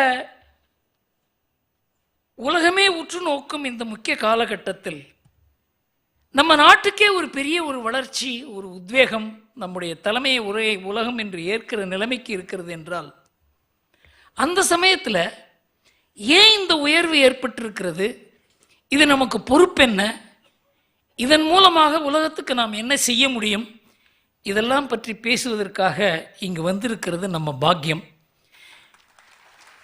ஒய் இந்தியா மேட்டர்ஸ். உலகில் நமக்கு இந்த உயர்வும் முக்கியத்துவம் ஏன், அதுதான் தமிழில் சொல்ல போனால் கிட்டத்தட்ட அது மாதிரி வரும்.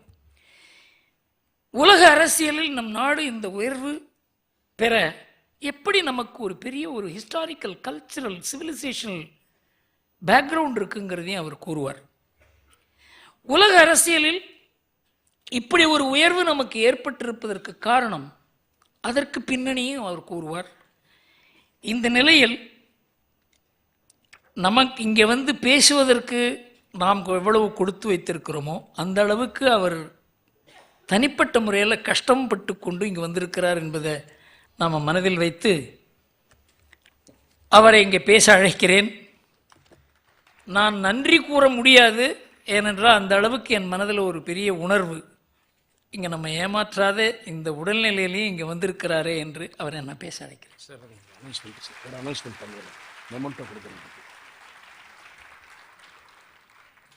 துக்ளக் சார்பிலும் துக்ளக் டிஜிட்டல் சார்பிலும் சிறப்பு விருந்தினர் மத்திய வெளியுறவுத்துறை அமைச்சர் அவர்களுக்கு ஸ்ரீதர் காமகோடி அவர்கள் நினைவு பரிசு வழங்குவார். அதேபோல நூலை வெளியிட்டதற்காக அலையன் சீனிவாசன் அவர்கள் பொன்னாடை போர்த்துவார்.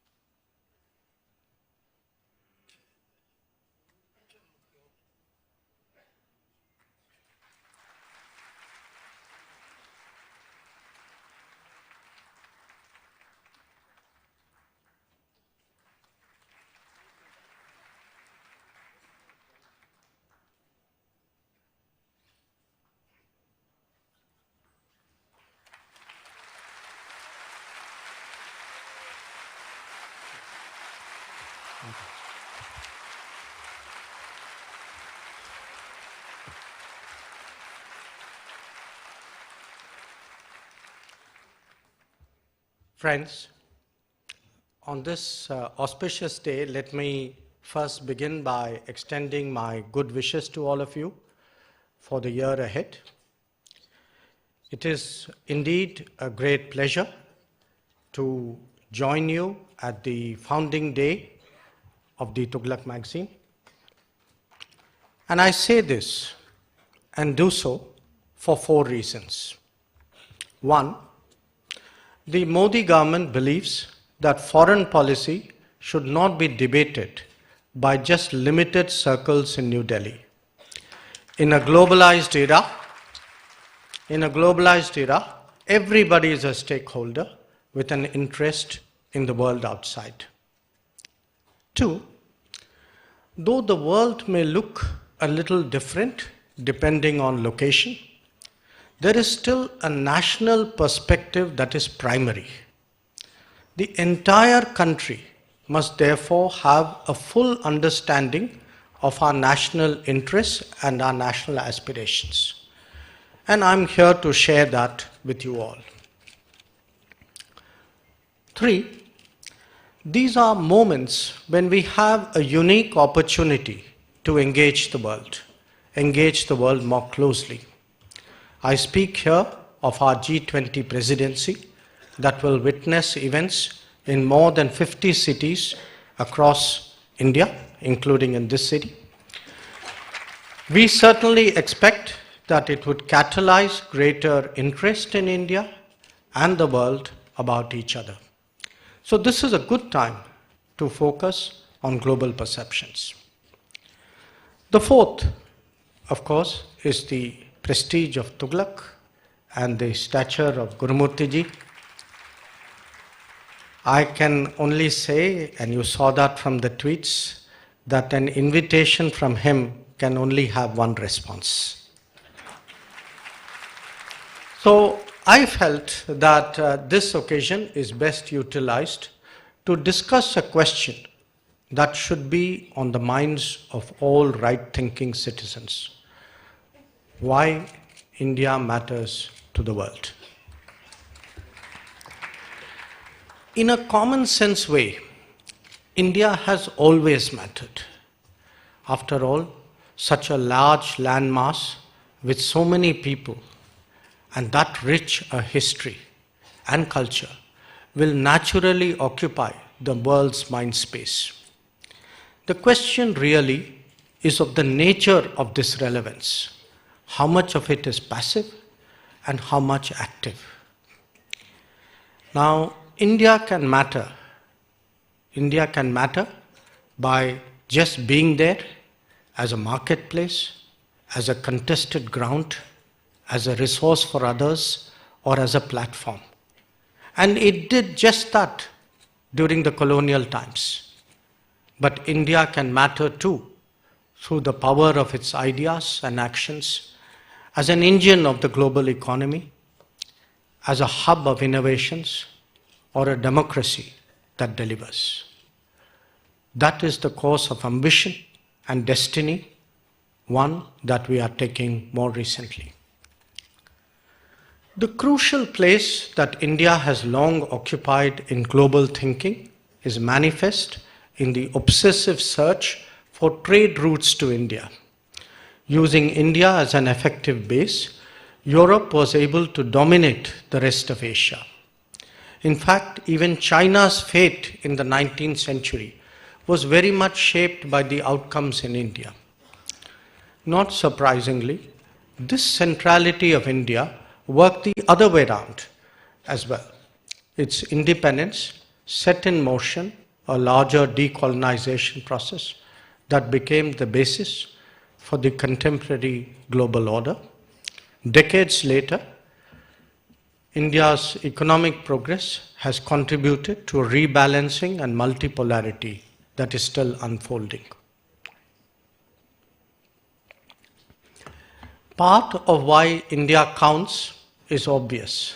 For a start, it represents a sixth of humanity, so its successes and shortcomings have clear global implications. But for its partition, India and not China would have been the largest society in living memory, closer to a fifth of the world. The case for India is, however, more than just one of statistics. For it is among the few civilizational states that has survived the ravages of history. Simply put, there is not just a scale and history about India, but an exceptionalism that makes it matter. Now, societies can be relevant as a playing field for others, or they can themselves be a player. The progress of our times is the change from one to the other. New activities and energies have emerged from the freedom of colonized nations that were taken forward by their comparative advantage. Large nations in particular started regaining the natural weight in the calculations of others. This could be from a set of capabilities, a reservoir of resources, the quality of talent, the importance of location, but most of all, from national will and leadership. It is the entirety of this matrix that has shaped the rise of India. As we now mark 75 years of independence, Indians should examine our prospects against the global context that has been equally transformational. The world offers vastly more opportunities, but those are embedded with new challenges and responsibilities. India matters because these cannot be separated, and India counts on both scores. While size and population are obvious indices of a nation's potential, neither by themselves are self-fulfilling. At the core of global rebalancing has been the revival of China, India, and others in the South who have made their long-standing characteristics count more through the process of national revival. A key factor is the pace and nature of development, especially making it human-centric. In this respect, recent happenings are a source of optimism for our country. Since 2014, the commitment to transform society has become increasingly holistic and increasingly effective. It begins at better health and immunization, reducing gender gaps, expanding educational access and coverage, and promoting skills to foster talent and innovation, making it easier to do business, and creating greater employment opportunities. The resulting inclusive growth will naturally contribute to strengthening capabilities and expanding the marketplace. But just as notable will be the impact of all of this on the global workplace, and that really matters to the world. Because a knowledge economy really puts a premium on quality human resources, and that in turn mandates realizing the Sustainable Development Goals by 2030. It is clear from the national campaigns initiated by the Modi government that these 17 SDG goals defined by the United Nations are indeed among the government's key objectives even during the COVID period. And our delivery has been particularly effective as a result of the digital backbone that has been constructed. So take the JAM Trinity that has empowered millions of vulnerable by providing banking and digital services. For that matter, the expanding health coverage that demonstrates that this need not be a prerogative of the developed, or the Beti Bachao Beti Padhao scheme for girls' education that has had such a sweeping societal implication. And indeed, the Jal Shakti mission to bring tap water to all homes, the Digital India network that has brought masses online, and the Ujjwala program to replace burning firewood with cooking gas. Why India matters is because its record and its progress would determine the global success in meeting SDG targets. During the COVID period, India impacted global consciousness in very different and diverse ways. Normally, we would have all been at the tail end of a global queue for new medicines. This time around, India was not only a successful producer of vaccines for itself and for the world, but an inventor of vaccine to boot.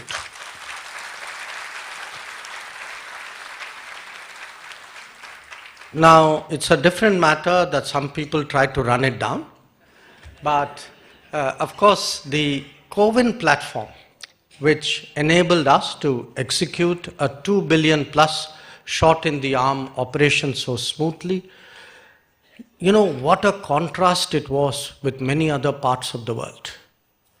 Our solidarity was also expressed in providing vaccines to more than 100 partners worldwide, and medicines to more than 150 nations, including developed nations. There were other developments in the same period that were equally compelling. These were developments at home, but sometimes because they are so close to home, we tend to take it for granted. That we could give food support to 800 million people during COVID. 800 million people, that is twice the population of the European Union. And financial assistance to over 400 million people. And that too without leakage. That is a huge statement about this India. The world is also watching today how our health, housing, microcredit, farmer support programs, all these are moving forward. Now, you might wonder why the foreign minister is talking about all this.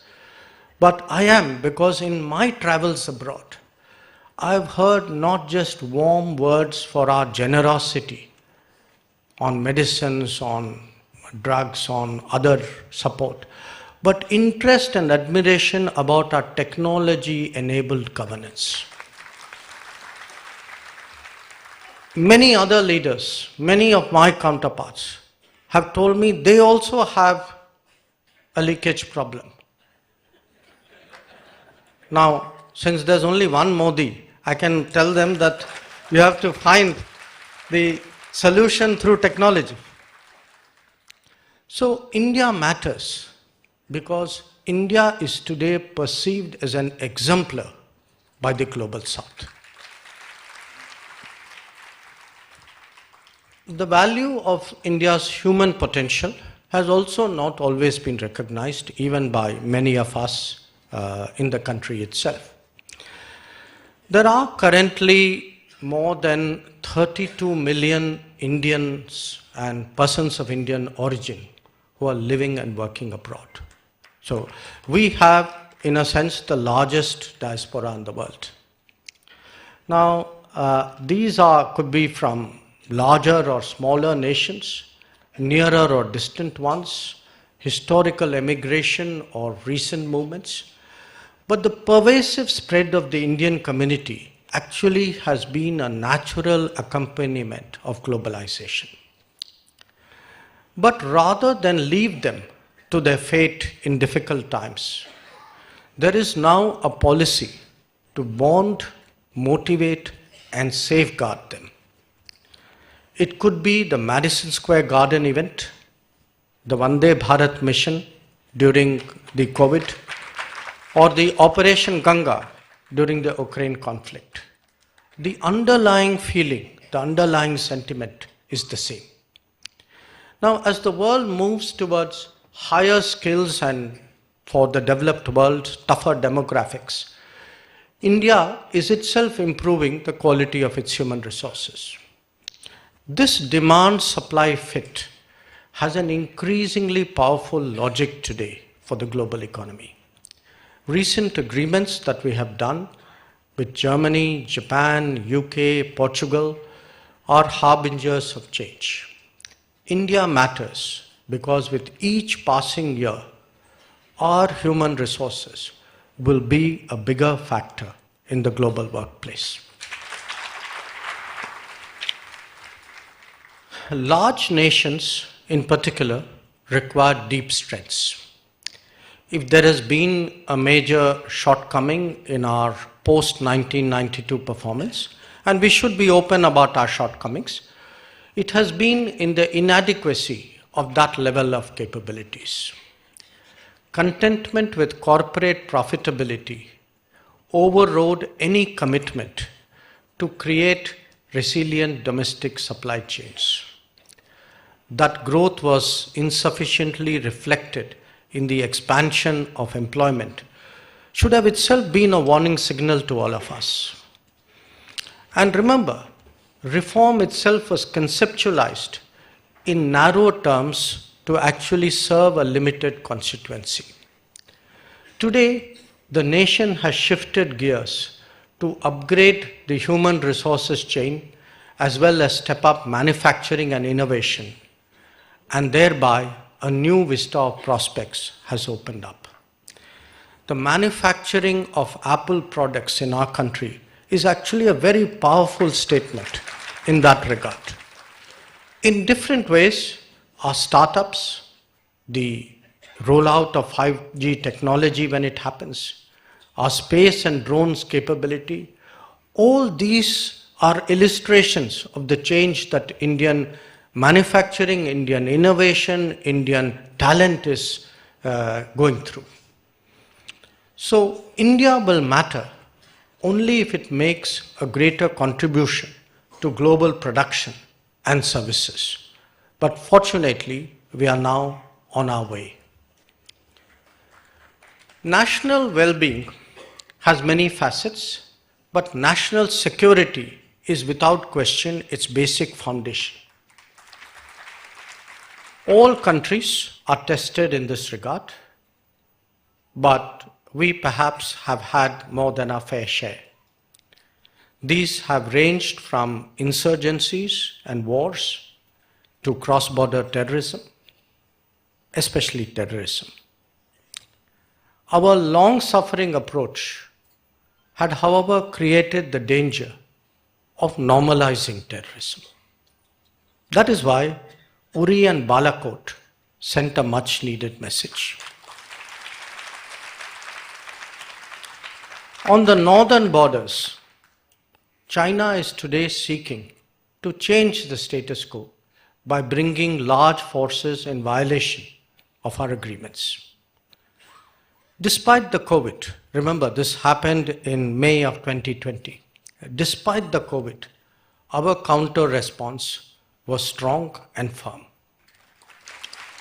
These troops deployed in the thousands safeguard our frontiers in the most extreme terrain and the harshest weather. And it continues to this day. So India matters because the world sees that this is a nation that will not be coerced. It will not be coerced by anybody, and that it will do what it takes to ensure its national security. In India's case, geography has added to the case made by history of its relevance. The Indian peninsula has a visible centrality to the ocean that is named after it. There is a continental dimension as well. Without its active participation, no Trans-Asia connectivity initiative can really take off. The Indian Ocean is poised to assume today even greater geopolitical significance. How well India leverages its location is a considerable part of its relevance to the world. The more it influences, the more it participates, the more its global stock will rise. And if India's prosperity and progress serve as a larger lifting tide for the entire subcontinent, then this would be even more consequential. History may be a mixed blessing for most states, but making the most of it is nevertheless still a policy compulsion. In India's case, its 1947 partition not only reduced its stature, but also cut us off from proximate regions where we long enjoyed respect and influence. The graduation in recent years from look east into act east policy highlights the seriousness of connectivity and security interests in Southeast Asia. But it is also a very important step towards defining what is an extended neighborhood of India. In the last 8 years, a parallel effort has also been made with the Gulf to rebuild other long-standing associations that have been disrupted. After decades of limiting these ties to energy and emigration, India is working at creating a full spectrum relationship. Stronger economic linkages are being buttressed by closer security coordination. A third initiative is aimed at Central Asia. Here, we have to overcome the impediment of connectivity. I think you all know what I mean. And because that is really the obstacle to leveraging what is such a visible cultural affinity for us. With regard to the sea space to our south, the 2015 Sagar Doctrine, which was announced by Prime Minister Modi, initiated a reach out to these islands whose future is so closely intertwined with India. Returning to history and recognizing our extended neighborhoods is another reason why India matters.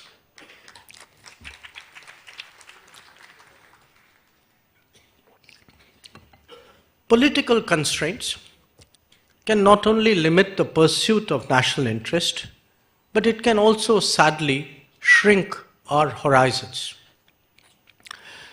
But in a more confident India, it is only natural that cultural legacies should once again start to regain salience. Southeast Asia, for example, offers a rich shared heritage visible in significant monuments and living arts.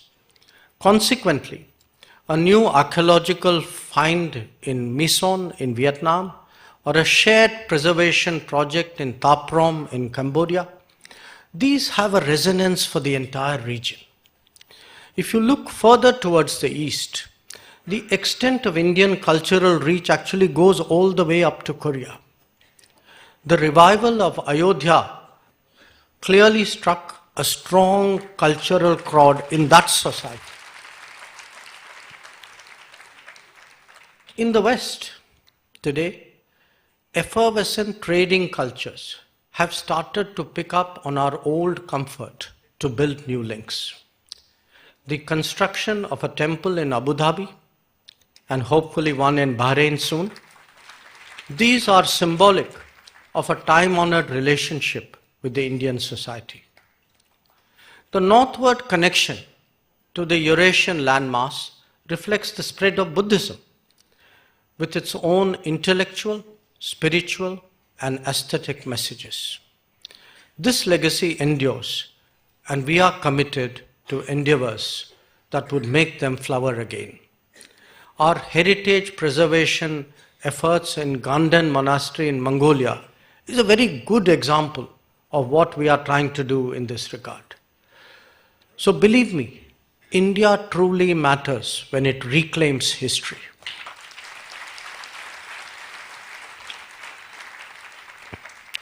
But you don't have to go back into the recesses of time. Even contemporary experiences offer us opportunities. The Indian contribution to the 2 world wars was very significant. In fact, to a point where it decided the outcome in some theaters. Over 1 million Indians participated in the First World War, and the bicycle troops of the Somme and the turbaned Indian troops entering the Jaffa Gate in Jerusalem. These were the most iconic images of that era. But it took Prime Minister Modi's presence at memorials like Neuve Chapelle and Haifa for the public consciousness about them to grow. The Second World War, in fact, saw 2.5 million Indians take up arms and make a critical contribution both on the battlefield and through logistical efforts. When the Indian military contingent marched through the Red Square in June 2020, this was a reminder of India's contribution to the eventual victory.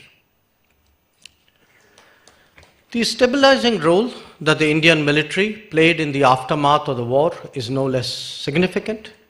It is this tradition of global service that has since become the foundation for the country to emerge as a leader in United Nations peacekeeping operations. From that, India is now evolving into an effective first responder in regional crisis situations. India matters because it can make a real difference to global security. Because of its very uniqueness, India cannot be an easily replicable model, but it does offer experiences for others. The world recognizes both the singularity and the relevance of India's progress.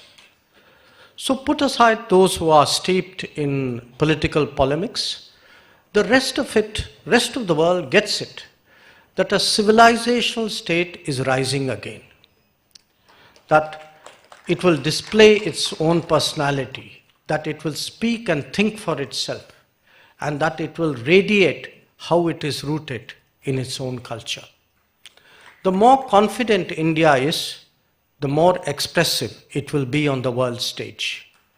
Only then can it overcome the image of being a poor cousin mired in its colonial history. In this endeavor, India is uniquely positioned to bridge modernity and tradition. It will be more impactful by embracing its heritage, not by diminishing it. A combination of cultural beliefs and modernizing agenda help address many current dilemmas. Its historical characteristics are a source of strength once they are approached with confidence. For example, the appreciation of pluralism is as much a derivative of long-standing social practices as of a constitutional mandate. Similarly, stronger nationalism at home coexists traditionally with an enthusiastic internationalism abroad. In fact, Gurumurthy ji made that point speaking about Vasudhaiva Kutumbakam. So remember, rising India wants to engage the world more, not less. India matters when it is more authentically India.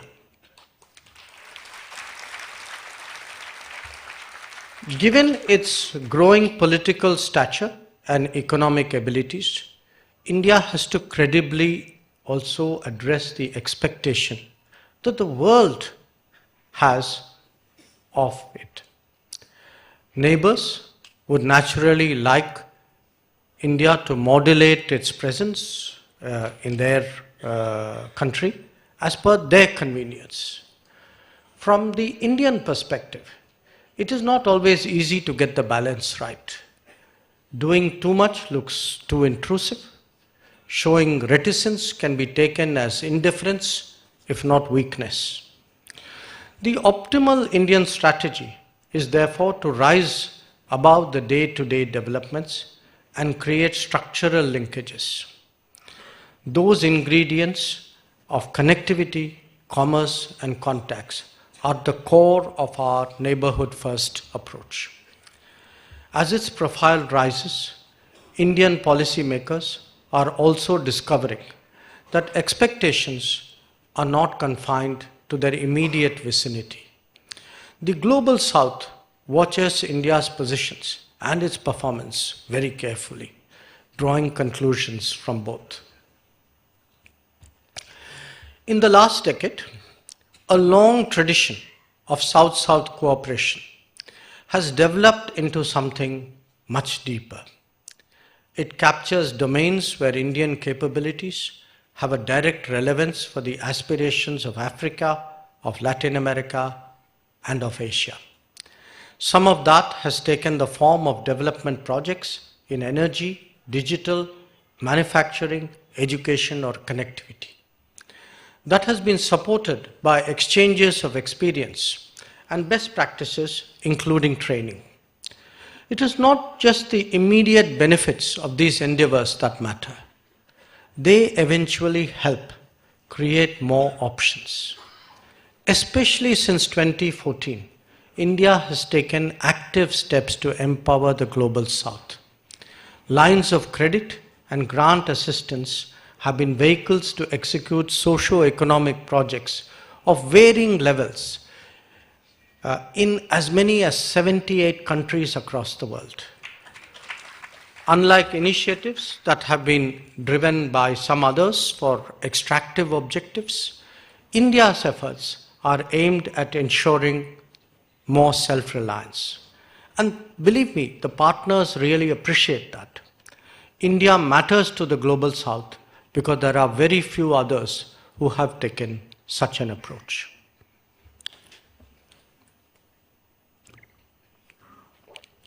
India's political choices have also enabled democratic values to achieve a universal status.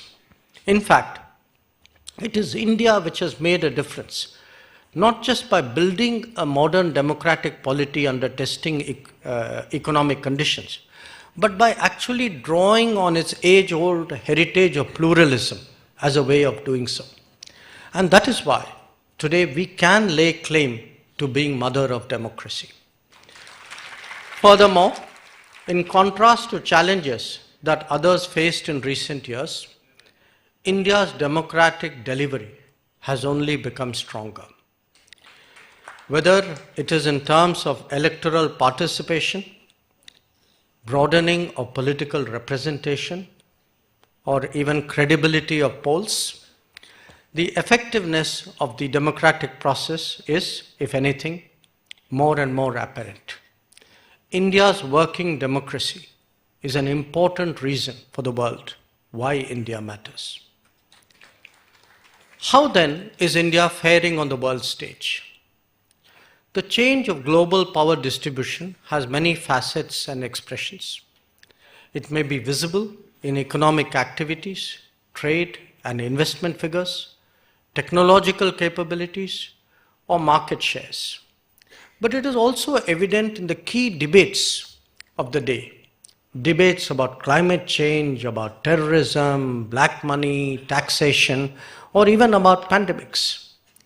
Last year, in fact, we saw an intense debate about energy, food, and fertilizer security, again, something which Gurumurthy ji referred to. Now, India has emerged in all these issues as a much more influential voice, a voice that cannot be ignored anymore in any conversation across the world. Not just that, India has also been an energetic source of ideas and initiatives. Think about it. There was the International Solar Alliance, the Coalition for Disaster Resilient Infrastructure. These were the two big initiatives in the field of climate action. And now, in fact, last year, Prime Minister has proposed the Mission Life, which is how do we get the entire world to adopt an environmentally friendly lifestyle. And this year, again, at India's initiative, the UN has declared it as the International Year of Millets. Then there is the question of shouldering responsibilities. Responsibilities that may go beyond our shores. The record of addressing human and disaster situations since 2014 has clearly established India as a first responder in the Indian Ocean and its littorals. And I want, since I am here in Chennai, I want people to remember something which happened almost 2 decades ago, the 2004 tsunami. At the time of the 2004 tsunami, a lot of the Indian Ocean countries waited for help to come from elsewhere. Yes, India did its part, but the bulk of the efforts were American, they were Japanese, they were European. Today, actually, in the Indian Ocean, India is actually the first and primary responder, whether it is in Sri Lanka, Maldives, Myanmar, Mozambique, in fact, as far away as Fiji. So, I think it's important for the citizens of India to appreciate that what India is saying, doing, and shaping today is a very powerful reason why it matters in the calculations of others. This image has also been sharpened by the independence of thought and action that India has displayed during the course of its ongoing rise. Our considered stance on the Ukraine conflict is a recent example. The fundamental goal is to maximize freedom of choice. At times it is done by keeping a distance. At times it is done by voicing an opinion, as you saw. But on occasion, it is also served by working with others on specific issues and designated theatres. After all, why should we not take advantage of convergences with other powers to advance our own objectives? Joining and then taking forward the Quad is a very relevant example, because this has been one very important diplomatic, I would say, initiative which has gathered momentum in the last 3 or 4 years. And here, it is very equally important not to allow other nations a veto on our choices and our thinking. The same willingness to work with other nations is also on display where this group called I2U2 is concerned. This is in West Asia, with Israel, with the United Arab Emirates, and with the United States. India today matters because our diplomacy is keeping pace with a changing world. And because the Modi government is prepared to take bold steps that further India's rise. This then brings us to increase, the issue of how to increase the weight and stature of India in international affairs. A nation that sets its house in order clearly counts for more in a global discourse. Now, some of that obviously pertains to the quality of governance. Some of it pertains to the development of capabilities. Progress in addressing long-standing vulnerabilities, such as in Jammu and Kashmir, is naturally welcome. Where our periphery is concerned, stronger structural linkages expand the space for India's activities. The extended neighborhoods that represent the next circle in all directions, including the maritime one, also need sustained attention. With the rest of the world, engaging all the major powers gives India the most advantage. At the same time, establishing a footprint in regions that may be more distant, less historically familiar to us, is equally important. The bottom line today is that India has finally broken out of the box that its competitors helped to devise. A 360-degree outlook under the Modi government is one more reason why India matters. The direction of world politics also has a bearing on how India is perceived by the international community.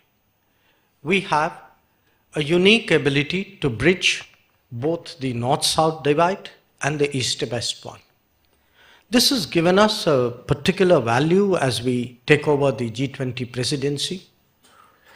But if you look at other situations, other challenges, for example, in a more sensitive post-COVID environment, we have a great potential as a trusted source of technology.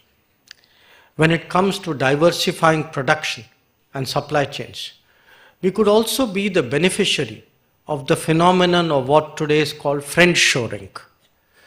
On the health front, our credentials, which were magnified during the COVID as the pharmacy of the world, have clearly been strengthened. Obviously, we have to do our part in terms of the infrastructure, the policies, the practices, to encourage the world to rely more on India. As an open society and a market economy, with such a large reservoir of talent, India can add to the global engines of growth. At a time when the de-risking of the global economy is so important, this really matters. That India matters and will matter more with the passage of time can be convincingly asserted. Like so many other developments in politics and history, it must never be taken as a predestined. There will always be doubters amongst us who cannot believe that our nation can even dare to think big. There are vested interests too, who will masquerade as political correctness and global consensus. We have seen for too long attempts to distance us from our history, from our traditions, and from our culture. At the end of the day, much will ride on our national unity and our collective purpose. Being a serious global player requires ambition and strategy to be backed by initiative, perseverance, and energy. Our own people and leadership must embrace their destiny to realize their aspirations. Keeping the faith and getting down to work are good ways to demonstrate that. How then does India look to the world today? It is among the few large economies with a robust recovery. We are the fifth in the world today, likely to be the third by the end of the decade, maybe even sooner.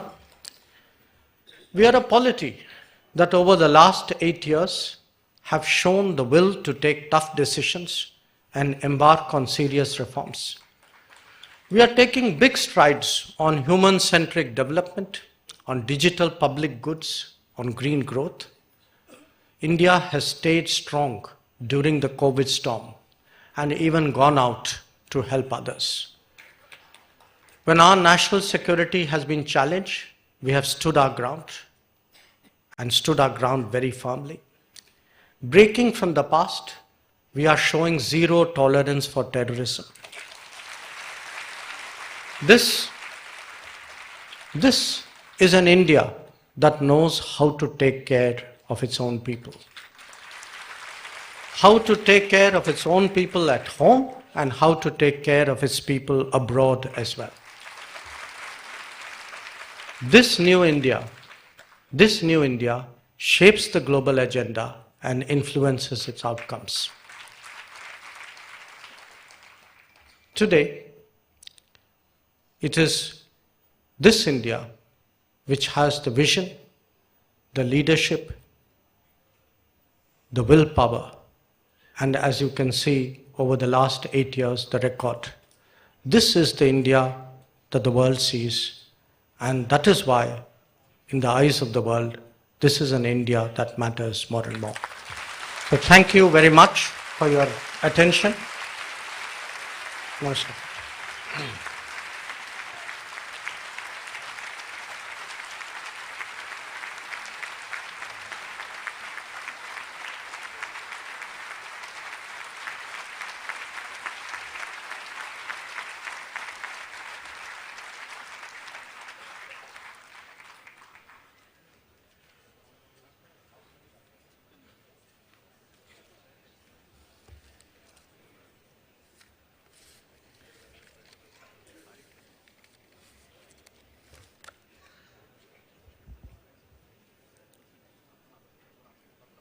ரொம்ப ஆழ்ந்த கருத்துகள், ஒரு வார்த்தைக்கும் பின்னால எவ்வளவு அர்த்தம் பொதிந்திருக்கிறது பாருங்க. Authentic India என்று கூறினார். அந்த அத்தன்டிக் இந்தியா என்றால் எப்படி நாம் 5000 வருஷமாக ஒரு வாழ்க்கை முறையை கடைபிடித்து வந்திருக்கிறோமோ அதை உணர்ந்து அதன்படி இந்த நவீன உலகத்தை எப்படி சந்திக்கிறது அப்படிங்கிறத அந்த பார்வையில் பார்க்கறது இருக்க, அதுதான் அத்தன்டிக் இந்தியா. அது ரொம்ப அழகாக சொன்னார். நம்முடைய கல்ச்சர், நம்முடைய சிவிலைசேஷன், நம்முடைய வாழ்க்கை முறை, இது எல்லாவற்றையும் இந்த நவீன காலத்தில் கடைபிடிக்கிற தன்மை இருக்கிறத, அதுதான் நம்முடைய ஃபவுண்டேஷனல் வேல்யூ. அங்கேருந்து நாம் தமிழ்நாட்டுக்கு வரப்போகிறோம். எல்லார் மனசுலையும் இப்போ தமிழ்நாட்டில் இந்த மாதிரி இருக்கு, இவர் பேசுறதுக்கும் இந்த தமிழ்நாட்டுக்கும் சம்மந்தமே இல்லையே. உலகத்திலேயே ஒரு பெரிய ஒரு சக்தியாக நாம் உருவாகி கொண்டிருக்கிறோம், ஒரு தலைவர் உருவாகி இருக்கிறார். நம்ம உலகமே நம்மை நோக்கும் பொழுது இங்கே என்ன நடக்கிறதுங்கிறத பார்க்கும் பொழுது ஒரு பெரிய ஒரு கான்ட்ராஸ்ட். ஆனால் இதை பற்றி பேசியே ஆக வேண்டும். அவருக்கு தமிழ் தெரியும், நிச்சயமாக அவர் கேட்பாருங்கிற நம்பிக்கை. ஒரு 3 சப்ஜெக்டை முதல்ல முடிச்சிடுறேன், அப்புறம் டைம் இருந்தால் மற்றதை பார்க்கலாம். ஒன்று, இப்போ தமிழ்நாட்டினுடைய அரசியலில் ஒரு பெரிய மாற்றம் வந்திருக்கிறது. அந்த மாற்றம் ஏதோ ஒரு பெரிய ஒரு சக்தி இங்கே உருவாகி இருக்கிறது, திமுக. அது நிரந்தரமாக ஆளப்போகிறது, அதற்கு எதிர்ப்பே இல்லை, அப்படியெல்லாம் ஒரு கற்பனை உருவாக்கப்பட்டிருக்கிறது. ஆனால் நான் பார்க்குற விதமே வேறு. நம்ம சரித்திரத்தை மாத்திரம் இல்லை, இப்போது சமீபத்திய சரித்திரத்தையே பார்த்தால் கூட தமிழ்நாட்டில் எப்படி மாறுதல் வரப்போகிறதுன்றதை நம்மால் சொல்ல முடியும். இப்போது உதயநிதி கட்சியிலையும் ஆட்சியிலையும் உயர்ந்திருப்பது 100% திமுக குடும்ப கட்சியாகிவிட்டது என்பதை அவங்களே ஏற்றுக்கொண்டு விட்டார்கள். இதற்கு ஒன்று வேற, கருணாநிதி அப்படி இப்படி சொல்லுவார், இது என்ன சங்கர மடம் இல்லை, நான் அடுத்தது யார் என்று கூறுவதற்கு அப்படின்னு சொல்லுவார். ஆனால் என்னென்ன சங்கர மடத்துக்கும் இந்த கட்சிக்கும் அவர் ரொம்ப புத்திசாலியான மனுஷன். இந்த சங்கர மடமா என்ன அப்படின்னு கேட்டார். சங்கர மடம் இல்லைங்கிறத அவரே ப்ரூவ் பண்ணியிருக்காங்கிறத நான் சொல்கிறேங்க. சங்கர மடத்தில் யார் பீடாதிபதியாக வர முடியும்? யார் எந்த மடத்துலையுமே யார் பீடாதிபதியாக வர முடியும்? வேதாந்தம், வேதம், உபநிஷதங்கள், புராணங்கள், சாஸ்திரங்கள், தர்க்கசாஸ்திரங்கள், சரித்திரம், திருக்குறள், இவ்வளவையும் படிச்சிருக்கணும். இதெல்லாம் படித்து முடிச்சுக்கிறது 15-20 வருஷம் ஆகும். அதற்கப்புறம் அந்த பிரம்மச்சரியத்தை அனுசரிக்கணும். அப்படிப்பட்ட அதில் பல பேரில் ஒருவரை கண்காணித்து இவர்தான் இந்த மடத்தையும் இந்த சமுதாயத்தையும் இந்த சித்தாந்தத்தையும் வழிநடத்தக்கூடியவர் என்று ஒரு முடிவு பண்ணி அவர் கையில் இந்த மடத்தை கொடுப்பார். இது ஏதோ காஞ்சி மடத்தில் மாத்திரம் நடக்கிறது என்று சொல்ல முடியாது.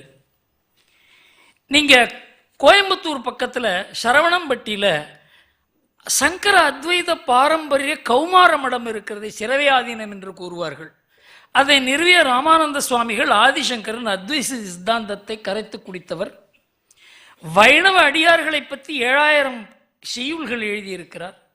ஆதிசங்கரின் வாழ்க்கை வரலாற 800 செய்யுளாக கூறியிருக்கிறார். அவர் தேர்ந்தெடுத்த சிஷ்யர் கந்தசாமி சுவாமிகள் 45,000 பாடல்கள் பாடியிருக்கிறார். ராமானந்த சுவாமி தன்னையும் மிஞ்சிய சிஷ்யனை உருவாக்கி இருக்கிறார். இது நம்ம ஆன்மீக பாரம்பரியம். இப்படித்தான் மடங்களில் தொடர்ச்சி இருக்கிறது. சிஷ்யர்கள் உருவாக்கப்படுகிறார்கள், அடுத்த தலைமுறை தயாராகிறது. தமிழ்நாட்டில் என்ன பார்க்கணும்? திமுக தலைவராக திமுகவில் அவருக்கு கருணாநிதிக்கு அப்புறம் ஸ்டாலின், ஸ்டாலினுக்கு அப்புறம் உதயநிதிங்கிறதுக்கு என்ன தகுதின்னு பாருங்க. பிறப்பில் கருணாநிதியின் பேரன், பிறப்புக்கும் எல்லா உயிருக்கும் இவங்க பேசுவாங்க.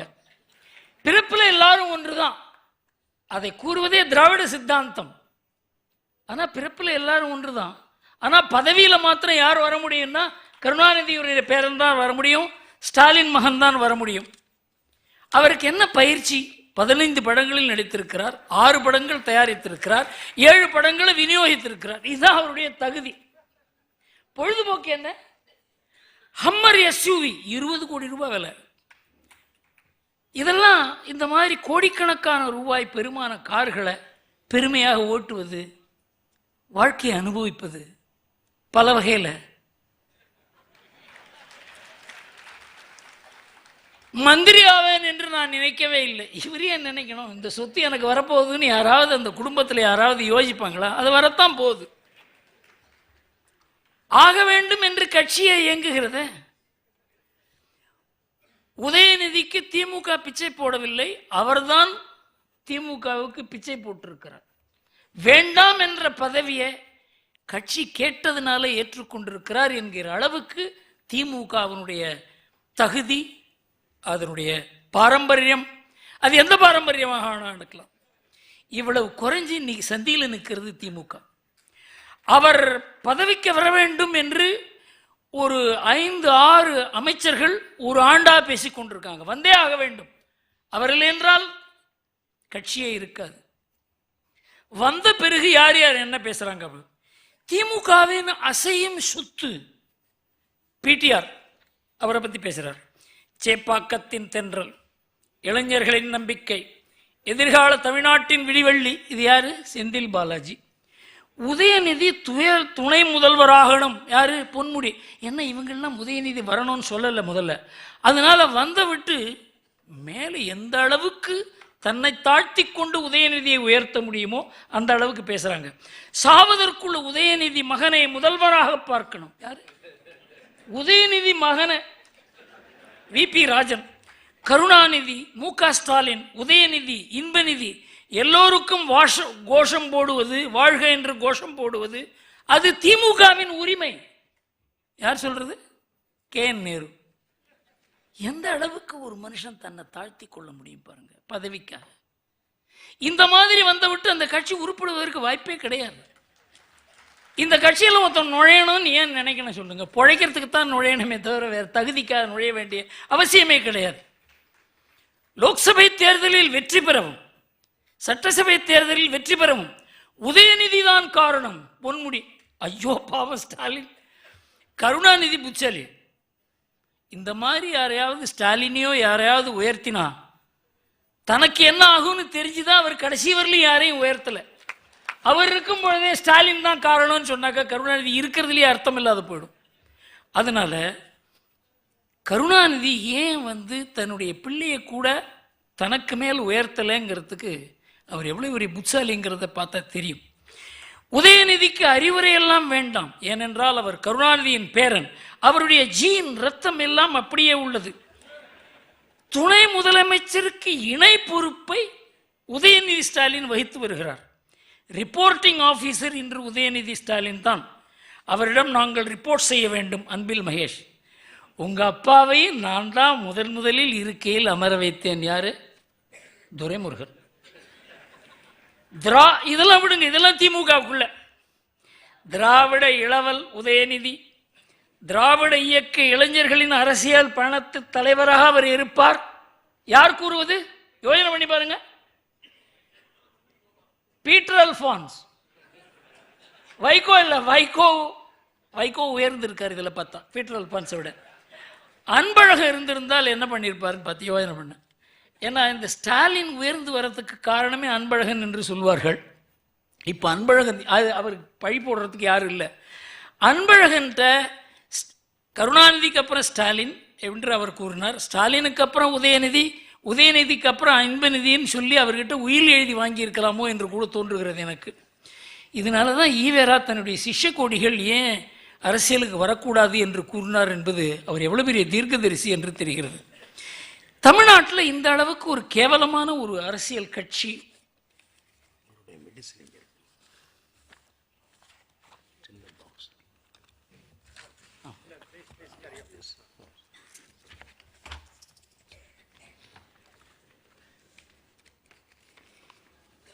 திமுகவின் வீழ்ச்சிக்கு இது ஒரு முக்கியமான காரணமாக இருக்க போகிறது.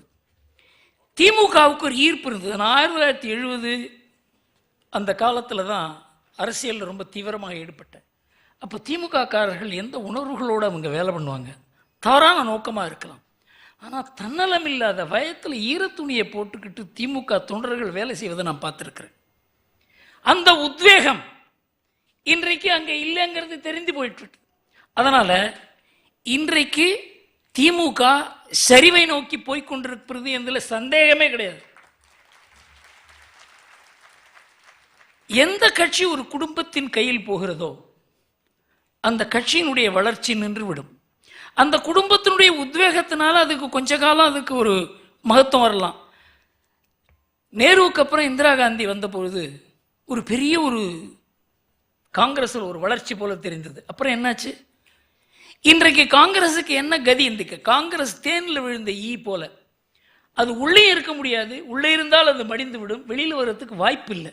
இந்த மாதிரி ஒரு நிலைமையில எப்படி காங்கிரஸ் இருக்கிறதோ அதே நிலைமையில திமுக இருக்கிறது. காங்கிரஸுக்கு அகில இந்திய அளவில் என்ன நடந்ததோ திமுகவுக்கு அது நடக்கப் போவதில் சந்தேகமே கிடையாது. ஏனென்றால் ஒரு குடும்பம் ஒரு தொழிலையே தொடர்ந்து நடத்த முடியாது. ஒரு அரசியலை, ஒரு கட்சியை, போட்டி இருக்கிறதுல, அதிகாரம் உள்ளதில் அந்த அதிகாரத்தெல்லாம் நிர்வகிக்கக்கூடிய ஒற்றுமை ஒரு குடும்பத்தில் இருக்கவே முடியாது. அதனால் திமுக தன்னை அழித்துக் கொள்வதற்கு உண்டான எல்லா தயாரிப்புகளையும் செய்துவிட்டது என்று தோன்றுகிறது. ரெண்டாவது, இந்த திராவிட மாடல் பஜனை. நான் போன தினமே இவர் ஏன் இதெல்லாம் பேசுகிறார்? இந்த திராவிட மாடல் அப்படிங்கிறது எவ்வளோ அது ஒரு சக்கர வியூகம், ஒரு பத்ம வியூகம். இப்போ பொங்கல் திருநாள், தமிழர் திருநாள் அப்படின்னு சொல்கிறாங்க இல்லையா? இந்த திராவிடத்தினுடைய தந்தை, திராவிடம் என்றாலே பெரியார் தான். அதனால் சமூக நீதி நாளே அவர் தான். இந்த மண்ணே பெரியார் மண் இப்படியெல்லாம் கூறுகிறார்கள் இல்லையா? அவர் தமிழர்களை பற்றி என்ன கூறினார்? தமிழர்கள் காட்டுமிராண்டிகள். இதை நான் 40 ஆண்டுகளாக கூறி வருகிறேன் என்று கூறுகிறார்.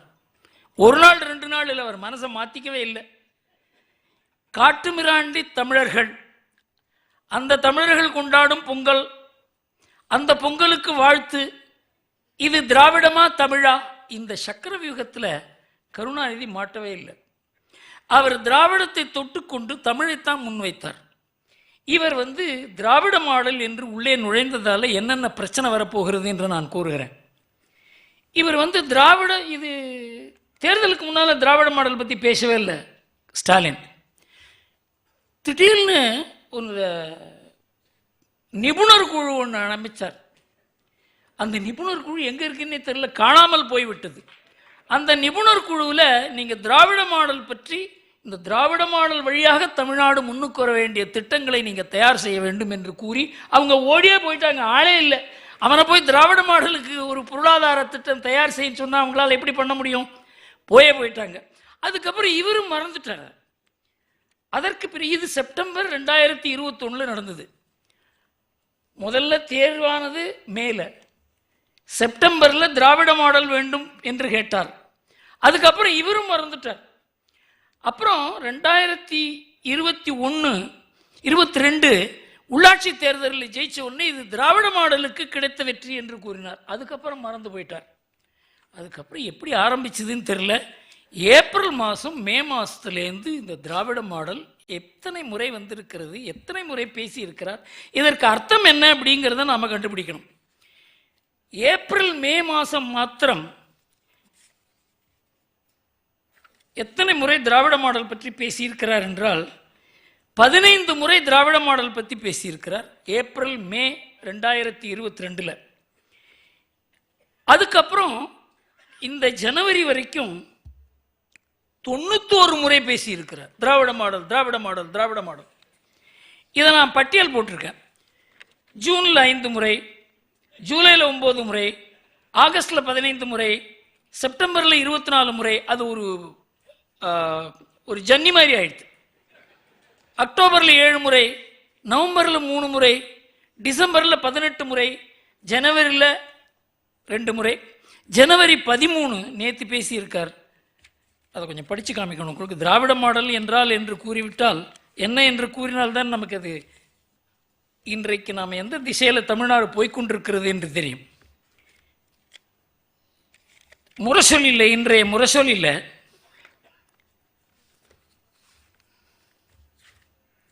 நேற்று பேசியிருக்கார் அசம்பிளியில்.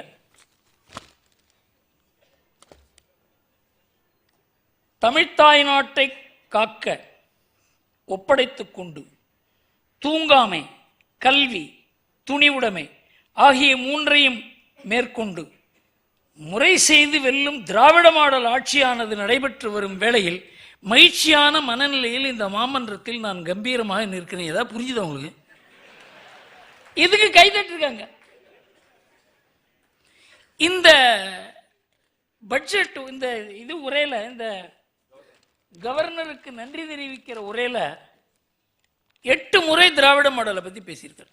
சரி, இந்த திராவிட மாடல் தான் என்னன்னு பார்த்தாக்க அவரே பேசியிருக்கார். அதை மாத்திரம் உங்களுக்கு படித்து காமிக்கிறேன்.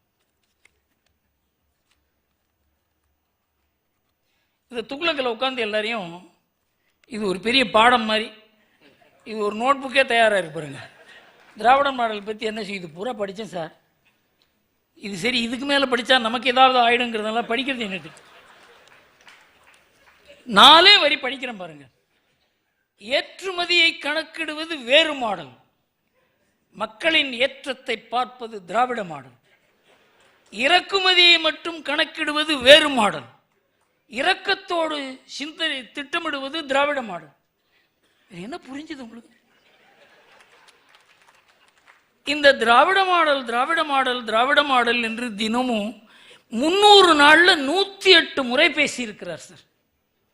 இதை கேட்டுக்கொண்டு அந்த கட்சியினர், இந்த எம்எல்ஏ, இந்த மந்திரி, இந்த ஐஏஎஸ் ஆஃபீஸர், இந்த மீடியாவில் யாராவது திராவிட மாடல் என்ன என்றா கேட்டார்களா?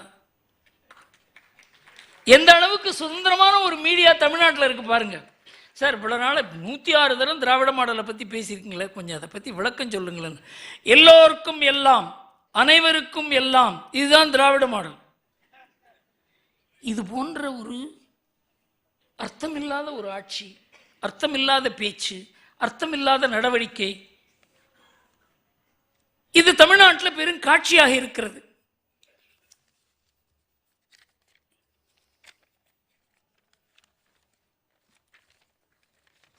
இந்த திராவிட மாடலை மாத்திரம் பிஜேபி கையெடுத்து, நீங்கள் எந்த திராவிட மாடலை கூறுகிறீர்கள்? பெரியார் திராவிட மாடலுக்கு இந்த அர்த்தம். உங்களுடைய திராவிட மாடல் என்ன என்று கேட்டால் அவர் பதில் கூற முடியாது. என்னை கேட்டால் அண்ணாமலை என்ன சொல்லணும், திராவிடங்கிறத பற்றி பெரியார் என்ன சொல்லியிருக்கார், அந்த திராவிட மாடலாக உங்கள் மாடல் என்று கேட்டால் அதுக்கு திமுகவால் பதில் சொல்ல முடியாது, ஸ்டாலினால் பதில் சொல்ல முடியாது. இந்த திராவிட மாடல் என்கிற பத்மவியூகத்தில் ஸ்டாலின் போயிருக்கிறது பிஜேபிக்கு ஒரு பெரிய ஒரு அட்வான்டேஜ் என்று எனக்கு தோன்றுகிறது. அடுத்தது இப்போ ரொம்ப அவங்க குறி வைக்கிறது நம்ம ஆளுநரை. இந்த ஆளுநரோட இவ்வளவு தூரம் அவங்க குறி வைக்கிறதுக்கு காரணம் நம்ம பத்திரிகைகள் இருக்காங்களே, அதுக்கு ஒத்துவதுவது தான் காரணம். ஆளுநருக்கும் நம்முடைய திமுக அரசாங்கத்துக்கும் இடையே என்ன பிரச்சனைன்னு பார்த்தாக்க, நாங்கள் போடுற சட்டம், நாங்கள் போடுற பில்லுக்கெல்லாம் அவங்க இது ஒப்புதல் கொடுக்கறதில்லை அப்படின்னு. அது வந்து அண்ணாமலைஜி இது ஒரு ஸ்டேட்மெண்ட்டே கொடுத்துருக்காரு. செப்டம்பர் 21, 2021 இன்று வரை 84 மசோதாக்களில் 69 மசோதா கையெழுத்திட்டு அனுப்பிட்டு ஆகிவிட்டது, ஒப்புதல் கொடுத்தாகிவிட்டது. மிச்சம் 15 மசோதா இருக்குது. அது என்ன தெரியுமா? 12 மசோதாவில் ஸ்டாலினை தான் வைஸ் சான்சலராக போட வேண்டும் என்கிற சட்டம். ஆளுநரை நீக்கிவிட்டு ஸ்டாலினை வைஸ் சான்சலராக சான்சலராக போடணும்னு. அதற்கு வந்து யூஜிசியினுடைய சட்டப்பிரிவு இதுக்கு விரோதமாக இருக்கிறது. அதனால் இந்த அவர் நம்ம ஆளுநர் கையெழுத்திட்டால் கூட அதை கோர்ட்டு தடை செய்துவிடும் என்ற நிலைமை. இதே தான் வெஸ்ட் பெங்கால்லையும் கேரளாவிலையும் இதே நிலைமை தான். இதே சட்டங்கள் அங்கேயும் நிறுத்தி வைக்கப்பட்டிருக்கிறது ஆளுநர்களால். இதில் 15 சட்டத்தில் 12 சட்டம் இந்த சட்டங்கள் தான். அடுத்தது கூட்டுறவுத்துறையில் இப்போ தேர்தல் முடிஞ்சு அவங்கெல்லாம் இருக்காங்க, அவங்கள நீக்குவதற்கு ஒரு அதில் அந்த சட்டத்தில் ஒரு முறை இருக்கிறது. அதையெல்லாம் எடுத்துகிட்டு இந்த ஐஏஎஸ் ஆஃபீஸர் ஒரு ஜாயிண்ட் செக்ரட்டரி கையெழுத்து போட்டால் 40,000 பேரை டிஸ்மிஸ் பண்ணுற மாதிரி ஒரு சட்டப்பிரிவை கொண்டு வந்திருக்காங்க. அதில் கவர்னர் கையெழுத்து போட்டாக்க இந்த கூட்டுறவுத்துறை பூரா திமுக கைக்கு மாறிவிடும். ஜனநாயக பாதை இல்லாத அவங்க ஐஏஎஸ் ஆஃபீஸர் கையெழுத்து போட்டு இந்த என்டையர் கோஆப்ரேட்டிவ் சொசைட்டியை தன் கையில் எடுப்பதற்காக எந்த கவர்னர் இதற்கு ஒப்புதல் கொடுப்பார்? அதனால் அவர் கூறுகிறார், நீங்கள் அவங்கள நீக்குகிற முறை இருக்கிறத அந்த முறை ஜனநாயக முறை இல்லை அப்படின்னு கூறியிருக்கிறார். அதுக்கு இவங்க பதில் கொடுக்கல. அடுத்தது பிரைவேட் காலேஜஸை பற்றி ஒரு பில் இருக்குது, அதில் ஏராளமான அப்ஜெக்ஷன் இருக்குது. மூன்றாவது இந்த ஆன்லைன்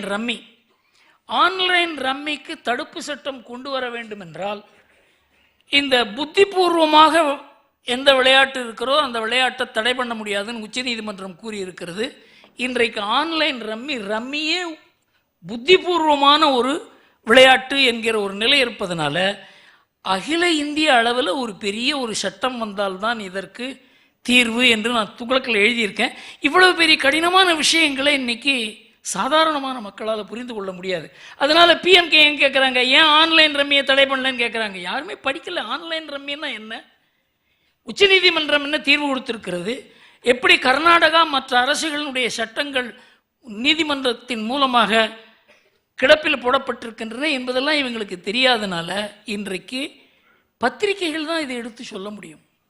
ஆனால் இந்த பத்திரிகைகள் பூரா இந்த கவர்னர் சீஃப் மினிஸ்டர் இந்த டிஸ்பியூட்டில் இவங்க கவர்னரை கண்ணை மூடிண்டு எதிர்க்கிறாங்க.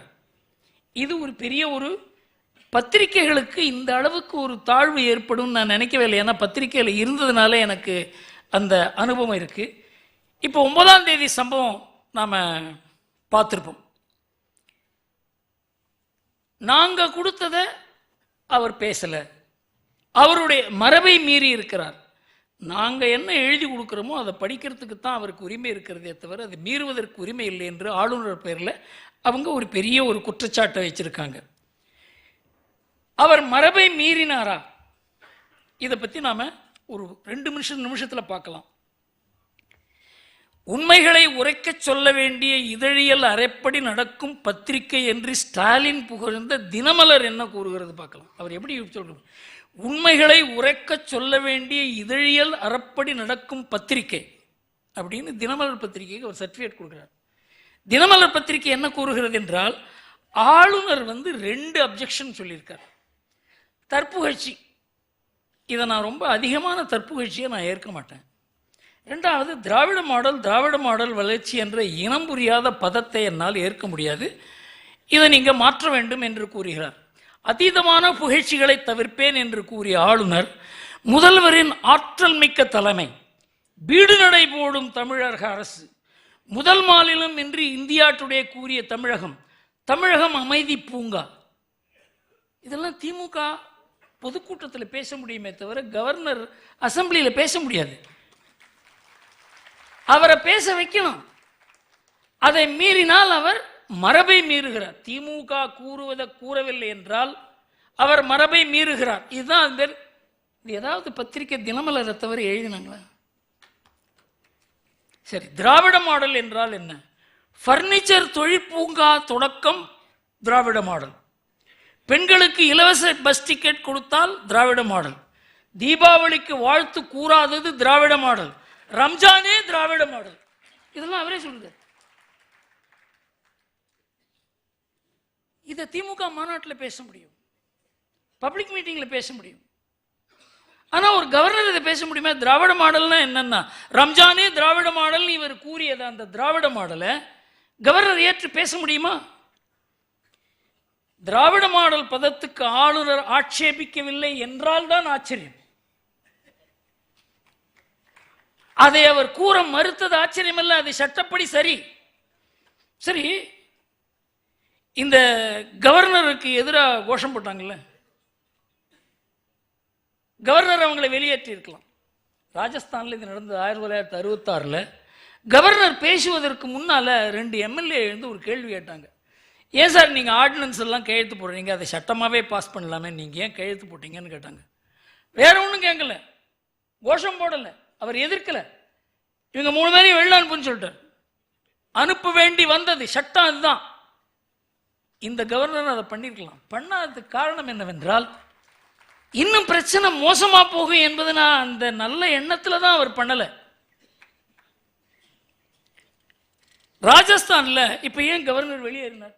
ராஜஸ்தானில் என்ன பண்ணாங்க? வேற ஒன்றும் பண்ணல, கவர்னர் உரையை படிக்க முடியல, அதனால் எதிர்க்கட்சி தலைவர் கவர்னர் உரை படித்தது போல் நாம் ஏற்றுக்கொள்வோம் என்று ஒரு ரெசல்யூஷன் மூவ் பண்ணார். அந்த ரெசல்யூஷனை அசம்பிளி அக்செப்ட் பண்ண உடனே அந்த கவர்னர் வெளியில் போயிட்டார்.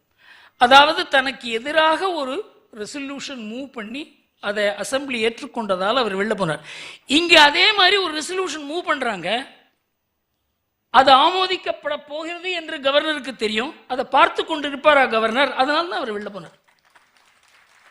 இதெல்லாம் பத்திரிகைகள் எழுத வேண்டாமா? ராஜஸ்தானில் என்ன நடந்ததுன்னு எழுத வேண்டாமா? அதே மாதிரி ஏதோ அரசாங்கம் கொடுத்ததை அப்படியே படிக்க வேண்டும் என்கிற ஒரு விதி கிடையாது. அது ஒரு மரபு, ஒரு பாரம்பரியம். அதை படிக்க மாட்டேன் என்று அரசாங்கத்துக்கு கூறிவிட்டு படிக்காமல் இருப்பதும் மரபுதான். கேரளாவில் 3 முறை நடந்திருக்கிறது. நம்பூதிரிப்பாட் ஒரு உயர்ந்த மனிதர், அவர் சீஃப் மினிஸ்டராக இருந்தபோது விஸ்வநாதன் என்கிற ஒரு கவர்னர் மத்திய அரசாங்கத்தை குறை கூறிய பகுதிகளை நான் படிக்க மாட்டேன் என்று கூறி படிக்கவில்லை. அவர் அசம்பிளியில் எழுந்து கேட்டார், இஎம்எஸ் நம்பூதிரிப்பாட், ஏங்க அதை படிக்கல அப்படின்னா தான் உங்களுக்கு முன்னாலே சொல்லிட்டு நான் படிக்க மாட்டேன்னு சொல்லி EMS நம்பூதிரிபார் ஏற்றுக்கொண்டார். அதே போல இப்பொழுது நம்ம சதாசிவம்னு முன்னாள் தலைமை நீதிபதி, அவர் கவர்னராக இருந்தார் கேரளாவில். அதே இந்த மத்திய அரசை குறை கூறுகிற பதியை நான் படிக்க மாட்டேன் என்று கூறினார். அதை ஏற்றுக்கொண்டார் பினராயி விஜயன். இது 1966 வங்காள அசம்பிளியில் தர்மவீராங்கிற ஒரு ஆளுநர், அவரும் அதை படிக்க மாட்டேன்னு சொன்னார். ஏற்றுக்கொண்டார்கள். அதைத்தான் இந்த கவர்னர் பண்ணியிருக்காரு. நீங்க கொடுத்ததை படிக்கணுங்கிறது சட்டம் கிடையாது, இது ஒரு ஏற்கப்பட்ட மரபு. திமுகவில் ஒரு சரவணன் அண்ணாதுரை என்கிற ஒரு ஸ்போக்ஸ் பர்சன் இருக்கார். அவர் தான் அவர் இஸ் அ லாயர் ஆல்சோ. அவர் என்ன தெரியுமா சொல்றாரு, இது சட்டம் ஒன்றும் கிடையாது, ஒரு மரபு தான், எதிர்பார்ப்பு தான். இதில் ஒரு பெரிய தவறு நடந்திருக்கிறது. இதை பத்திரிகைகள் இதை பற்றி பேசவே இல்லை. ஆளுநர் என்ன பேசுகிறாரோ அதுதான் உரை. அதில் ஏதாவது மாற்றம் கொண்டு வர வேண்டும் என்றால் விவாதத்தில் யாராவது எழுந்து இந்த மாற்றம் கொண்டு வர வேண்டும் என்று சொல்லி அந்த மாற்றத்தை சட்டசபை ஏற்றால் தான் அதில் மாறுதல் கொண்டு வர முடியுமே தவிர, ஆளுநர் உரையை ஏற்க மாட்டோம் என்று ஆளுநர் உரையை விவாதிப்பதற்கு முன்னாலேயே தீர்மானம் போட்டால், ஆளுநர் உரைக்கு ஒப்புதல் அளிக்கவில்லை என்றால் அரசாங்கம் ராஜினாமா செய்ய வேண்டும். இதுதான் முறை. 2 அரசாங்கம் அதே மாதிரி ராஜினாமா செய்திருக்கிறது. பஞ்சாப்ல குர்நாம் சிங் அரசு, சிபி குப்தா அரசு உத்தரப்பிரதேசத்தில். ஆளுநர் ஆற்றிய உரை அதற்கு எதிராக ஒரு ரெசல்யூஷன் பாஸ் பண்ணினால் அந்த அரசாங்கம் இருக்கக்கூடாது. இந்த யார் இந்த ஸ்டாலினுக்கு அட்வைஸ் பண்ணாங்க, அவர் எழுந்து ரெசல்யூஷன் மூவ் பண்றார், ஆளுநர் உரையை நாங்கள் ஏற்க மாட்டோம். விவாதத்துக்கு முன்னால் இது ஒரு பெரிய ஒரு கான்ஸ்டிடியூஷனல் இஷ்யூ. இது ஏதாவது நீதிமன்றத்துக்கு போகும் என்றே எனக்கு தோன்றுகிறது.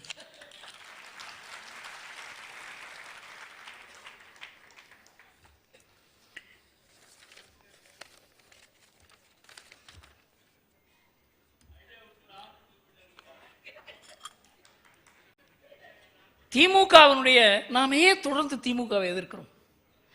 துக்ளக் ஏன் திமுகவை எதிர்க்கிறதுன்னு எல்லாரும் கேட்பாங்க. திமுகவினுடைய டிஎன்ஏல நேர்முக மறைமுக பிரிவினை உணர்வுகள் இருக்கு. இதுதான் நாம எதிர்க்கிறதுக்கு காரணம். நீட் எதிர்ப்பு, மத்திய அரசு எதிர்ப்பு, மோடி விரோதம், ஹிந்து துவேஷம், ஹிந்தி எதிர்ப்பு, மைனாரிட்டி தாஜா, தீவிரவாத தாஜா, ராஜீவ் கொலையாளர்களை கட்டி கொண்டாடுவது, இதற்கு பின்னால எல்லாம் மறைந்திருப்பது இந்த நாட்டுக்கு எதிரான கருத்து, இந்த நாட்டின் ஒற்றுமைக்கு எதிரான கருத்து, இந்த தேசியத்துக்கு எதிரான கருத்து. இது ஏதோ தனித்தனியா பார்க்கக்கூடாது. இது எல்லாத்தையும் ஒருமித்து பார்த்தால் இது ஒரு தேச விரோத சக்தி, இதன் தேசத்தை ஏற்க முடியாத ஒரு சக்தி. அவரை ஜெய்சங்கர் என்ன சொல்றார், இன்றைக்கு இந்த நாட்டுக்கு இந்த அளவுக்கு ஒரு பெரிய மரியாதை வந்திருப்பதற்கு காரணம் இந்த நாட்டின் உள்ள ஏற்பட்டிருக்க மாற்றங்கள். அதற்கு ஒரு தலைமை, ஒரு சித்தாந்தம், ஒரு வாழ்க்கை முறை, அது வெற்றி பெறக்கூடியது என்று உலகத்துக்கு நாம நம்பிக்கை ஊட்டி இருக்கிறோம். ஏனென்றால் நமக்கு அந்த நம்பிக்கை வந்திருக்கிறது. அதுக்கு இதுக்கு ஏதாவது சம்பந்தம் இருக்கா? எல்லாவற்றிலும் மறைமுக பிரிவினர்கள் கலந்திருக்கு. ராஜீவ் கொலையாளியை கட்டி தழுவி மாலை போட்டதற்கு பாருங்க, இதை விட ஒரு அநியாயமே கிடையாது. அதன் உள்ளர்த்தம், அதாவது ராஜீவ் காந்தி ஒரு தமிழ் தலைவராக இருந்து அவரை கொலை பண்ணியிருந்தாங்க அப்படின்னாக்க இவங்க போய் கட்டி தழுவாங்களா? அவர் தமிழர் இல்லைங்கிறது தானே அதுக்கு அர்த்தம். கொலையுண்ட ராஜீவ் தமிழர் அல்ல, இலங்கையை அதை கொலை செய்த இலங்கையை சேர்ந்தவர் தமிழர். ராஜீவுடன் இறந்தவர்கள் எல்லாம் தமிழர்கள் கிடையாதா? 13 பேர் செத்து போயிருக்காங்க. கொலையாளிகள் விடுதலை பற்றி சோனியா, ராகுல், பிரியங்கா மௌனம். இதை விட ஒரு அநியாயத்தை நாம சொல்லவே முடியாது. அவங்களுடைய புருஷன், அவங்களுடைய அப்பா மௌனமா இருக்காங்க. மாறாக ராஜீவ் காங்கிரஸ் கட்சி பாஜக கொலையாளியை விடுதலை செய்ததை எடுத்து வாயை பூத்தின் போராட்டம் பண்றாங்க, வாயை மூடிக்கொண்டு போராட்டம். இதுக்கு சீராய்வு மனு போட்டிருக்கிறது யார் தெரியுமா? பாஜக. இவங்களை ரிலீஸ் பண்ணது தப்பு. காரணம் என்னவென்றால், இது சாதாரண வெளிநாட்டவர்களுக்கு நம் நாட்டவர்கள் உரிமையை கொடுக்க முடியாது. இங்க தவறு பண்ணிருக்காங்க, இங்க கொலை பண்ணிருக்காங்க, இங்க பயங்கரவாதம் பண்ணியிருக்காங்க. இதனால இந்த தீர்வை மாற்ற வேண்டும் என்று கூறியிருப்பது பாரதிய ஜனதா கட்சி. இது நேர்முகமா பிரிவினை வேற பேச ஆரம்பிச்சிருக்காங்க. ராஜா பேசியிருக்காரு, எங்களை தமிழ்நாடு கேட்கும் அளவுக்கு தள்ளிவிடாதீர்கள். யார் எதிர? ஸ்டாலின் எதிர. அவர் அமைதி காத்தார். இதுக்கெல்லாம் காரணம் என்ன தெரியுமா? திராவிட மாடல் தான் காரணம். மதசார்பின்னையும் திராவிட மாடலும் இணைந்து தீவிரவாதத்தை தாஜா செய்து இப்போ பயங்கரவாதத்தையே தாஜா செய்யும் அளவுக்கு போயிருக்கிறது. இது ரொம்ப முக்கியம். எந்த இடத்துலையும் மதசார்பின்மை என்பது முஸ்லீம்களுக்கு கொஞ்சம் ஃபேவர் பண்ணுறது, கிறிஸ்டியனுக்கு ஃபேவர் பண்ணுறது, இந்துக்களுக்கு கொஞ்சம் அவங்கள ஒதுக்கி வைக்கிறது, இது மாதிரி ஓட்டுக்காக பண்ணுவாங்க. ஆனால் எந்த அளவுக்கு இங்கே மாறி இருக்கிறது என்றால், மைனாரிட்டி தாஜாவாக மாறிய மதசார்பின்மை திராவிட மாடல் கலந்ததுனால இன்றைக்கு தீவிரவாதத்தையே தாஜா செய்து பயங்கரவாதத்தை ஏற்றுக்கொள்ளும் அளவுக்கு ஆகிவிட்டது. 5/10/2022 எச்சரிக்கையில் துக்ளக்கில் எப்படி எழுதினோம், இஸ்லாமிய தீவிரவாத இயக்கங்களை கண்டும் காணாமல் இருக்கிறது தமிழக அரசு. PFI மீதான நடவடிக்கை அதை ஆமோதிக்கும்படி இருக்கிறது. தமிழகத்தை போல் யூபியில் 12 மடங்கு முஸ்லிம்கள், அங்கு PFI சம்பந்தப்பட்டவர்கள் கைதானது 8 பேர் மட்டுமே. அது சோதனையிட்ட இடமும் 8 இடங்களே. தமிழ்நாட்டில் 16 இடங்களில் சோதனை, 20 பேர் கைது. அது மாத்திரம் இல்லை, 4 ஆண்டுகளுக்கு முன் துக்ளக்கில் இப்படி எழுதினோம். 2020 நாடு முழுவதும் ISI சம்பந்தப்பட்டு கைதானவர்களில் 1/4 பங்கு தமிழ்நாட்டை சேர்ந்தவங்க. தமிழகத்தில் இருந்தால் இலங்கை பயங்கரவாதம் திட்டமிடப்பட்டது. இப்போ கூட நீங்கள் நியூஸில் படிச்சிருப்பீங்க, 4 நாட்களுக்கு முன்னால். நாம் கொடுத்த துப்பை அவங்க நம்பாத அல்லது அதன் பேரில் ஆக்ஷன் எடுக்காதனால சிறிசேனா ஏதோ ஒரு கோடியோ 5 கோடியோ நஷ்ட ஈடு கொடுக்கணும்னு அங்கே நீதிமன்றம் கூறியிருக்கிறது. இங்கிருந்து தான் பயங்கரவாதம் நடக்கிறது, இங்கிருந்து தான் திட்டமிடப்பட்டதுன்னு நாம் சொல்லியிருக்கோம், அங்கே நடக்க போகிறதுன்னு சொல்லியிருக்கோம். அந்த அரசாங்கம் அதை கேட்கல.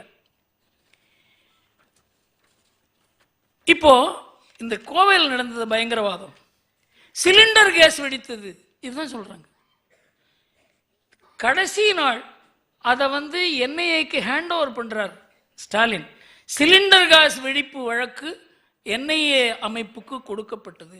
அதுக்கு முன்னால அது யார் அதில் இறந்தாரோ அவர் பயங்கரவாதி.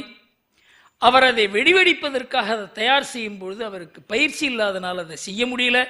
அவர் வீட்டில் 75 கிலோ வெடி மருந்து கண்டுபிடிக்கப்பட்டது.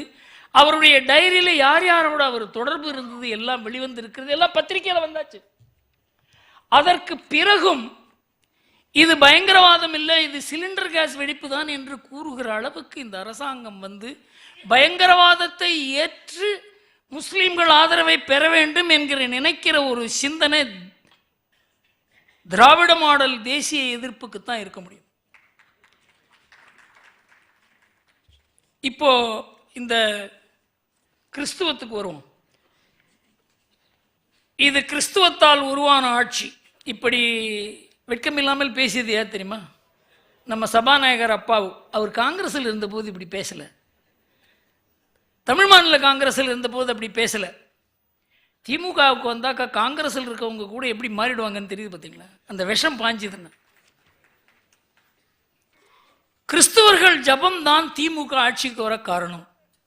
அமைச்சர் நாசர், என் மனைவி கிறிஸ்துவர், நான் கிறிஸ்துவன், இது சங்கிகளுக்கு எரிச்சல் ஊட்டும். என்ன மாதிரி பேச்சு இது? யார் தெரியுமா? உதயநிதி.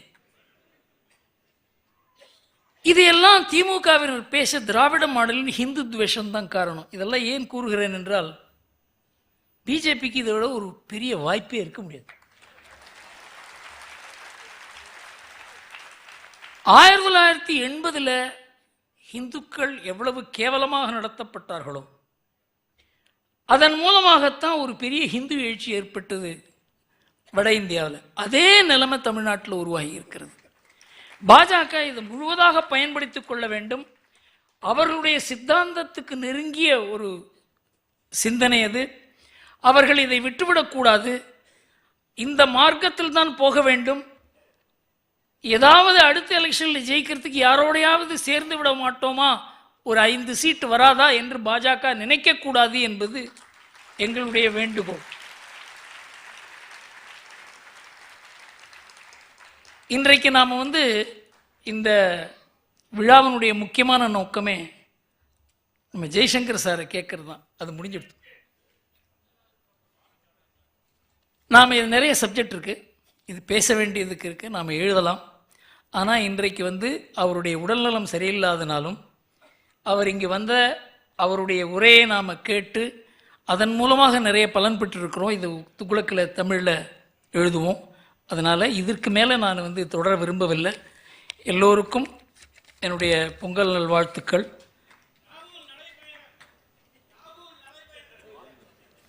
அப்புறம் பேசுவோம்.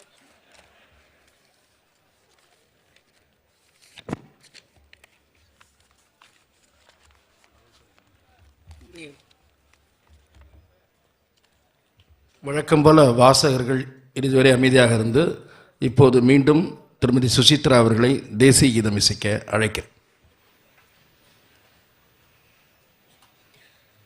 जनगण मन अधिनायक जय हे भारत भाग्य विधाता पंजाब सिंध गुजरात मराठा द्राविड उत्कल भंगा विंध्य हिमाचल यमुना गंगा उच्चल जलधि तरंगा तव शुभ नामे जागे तव शुभ आशीष मांगे गाहे तव जय गाता जनगण मंगलदायक जय हे भारत भाग्य विधाता जय हे जय हे जय हे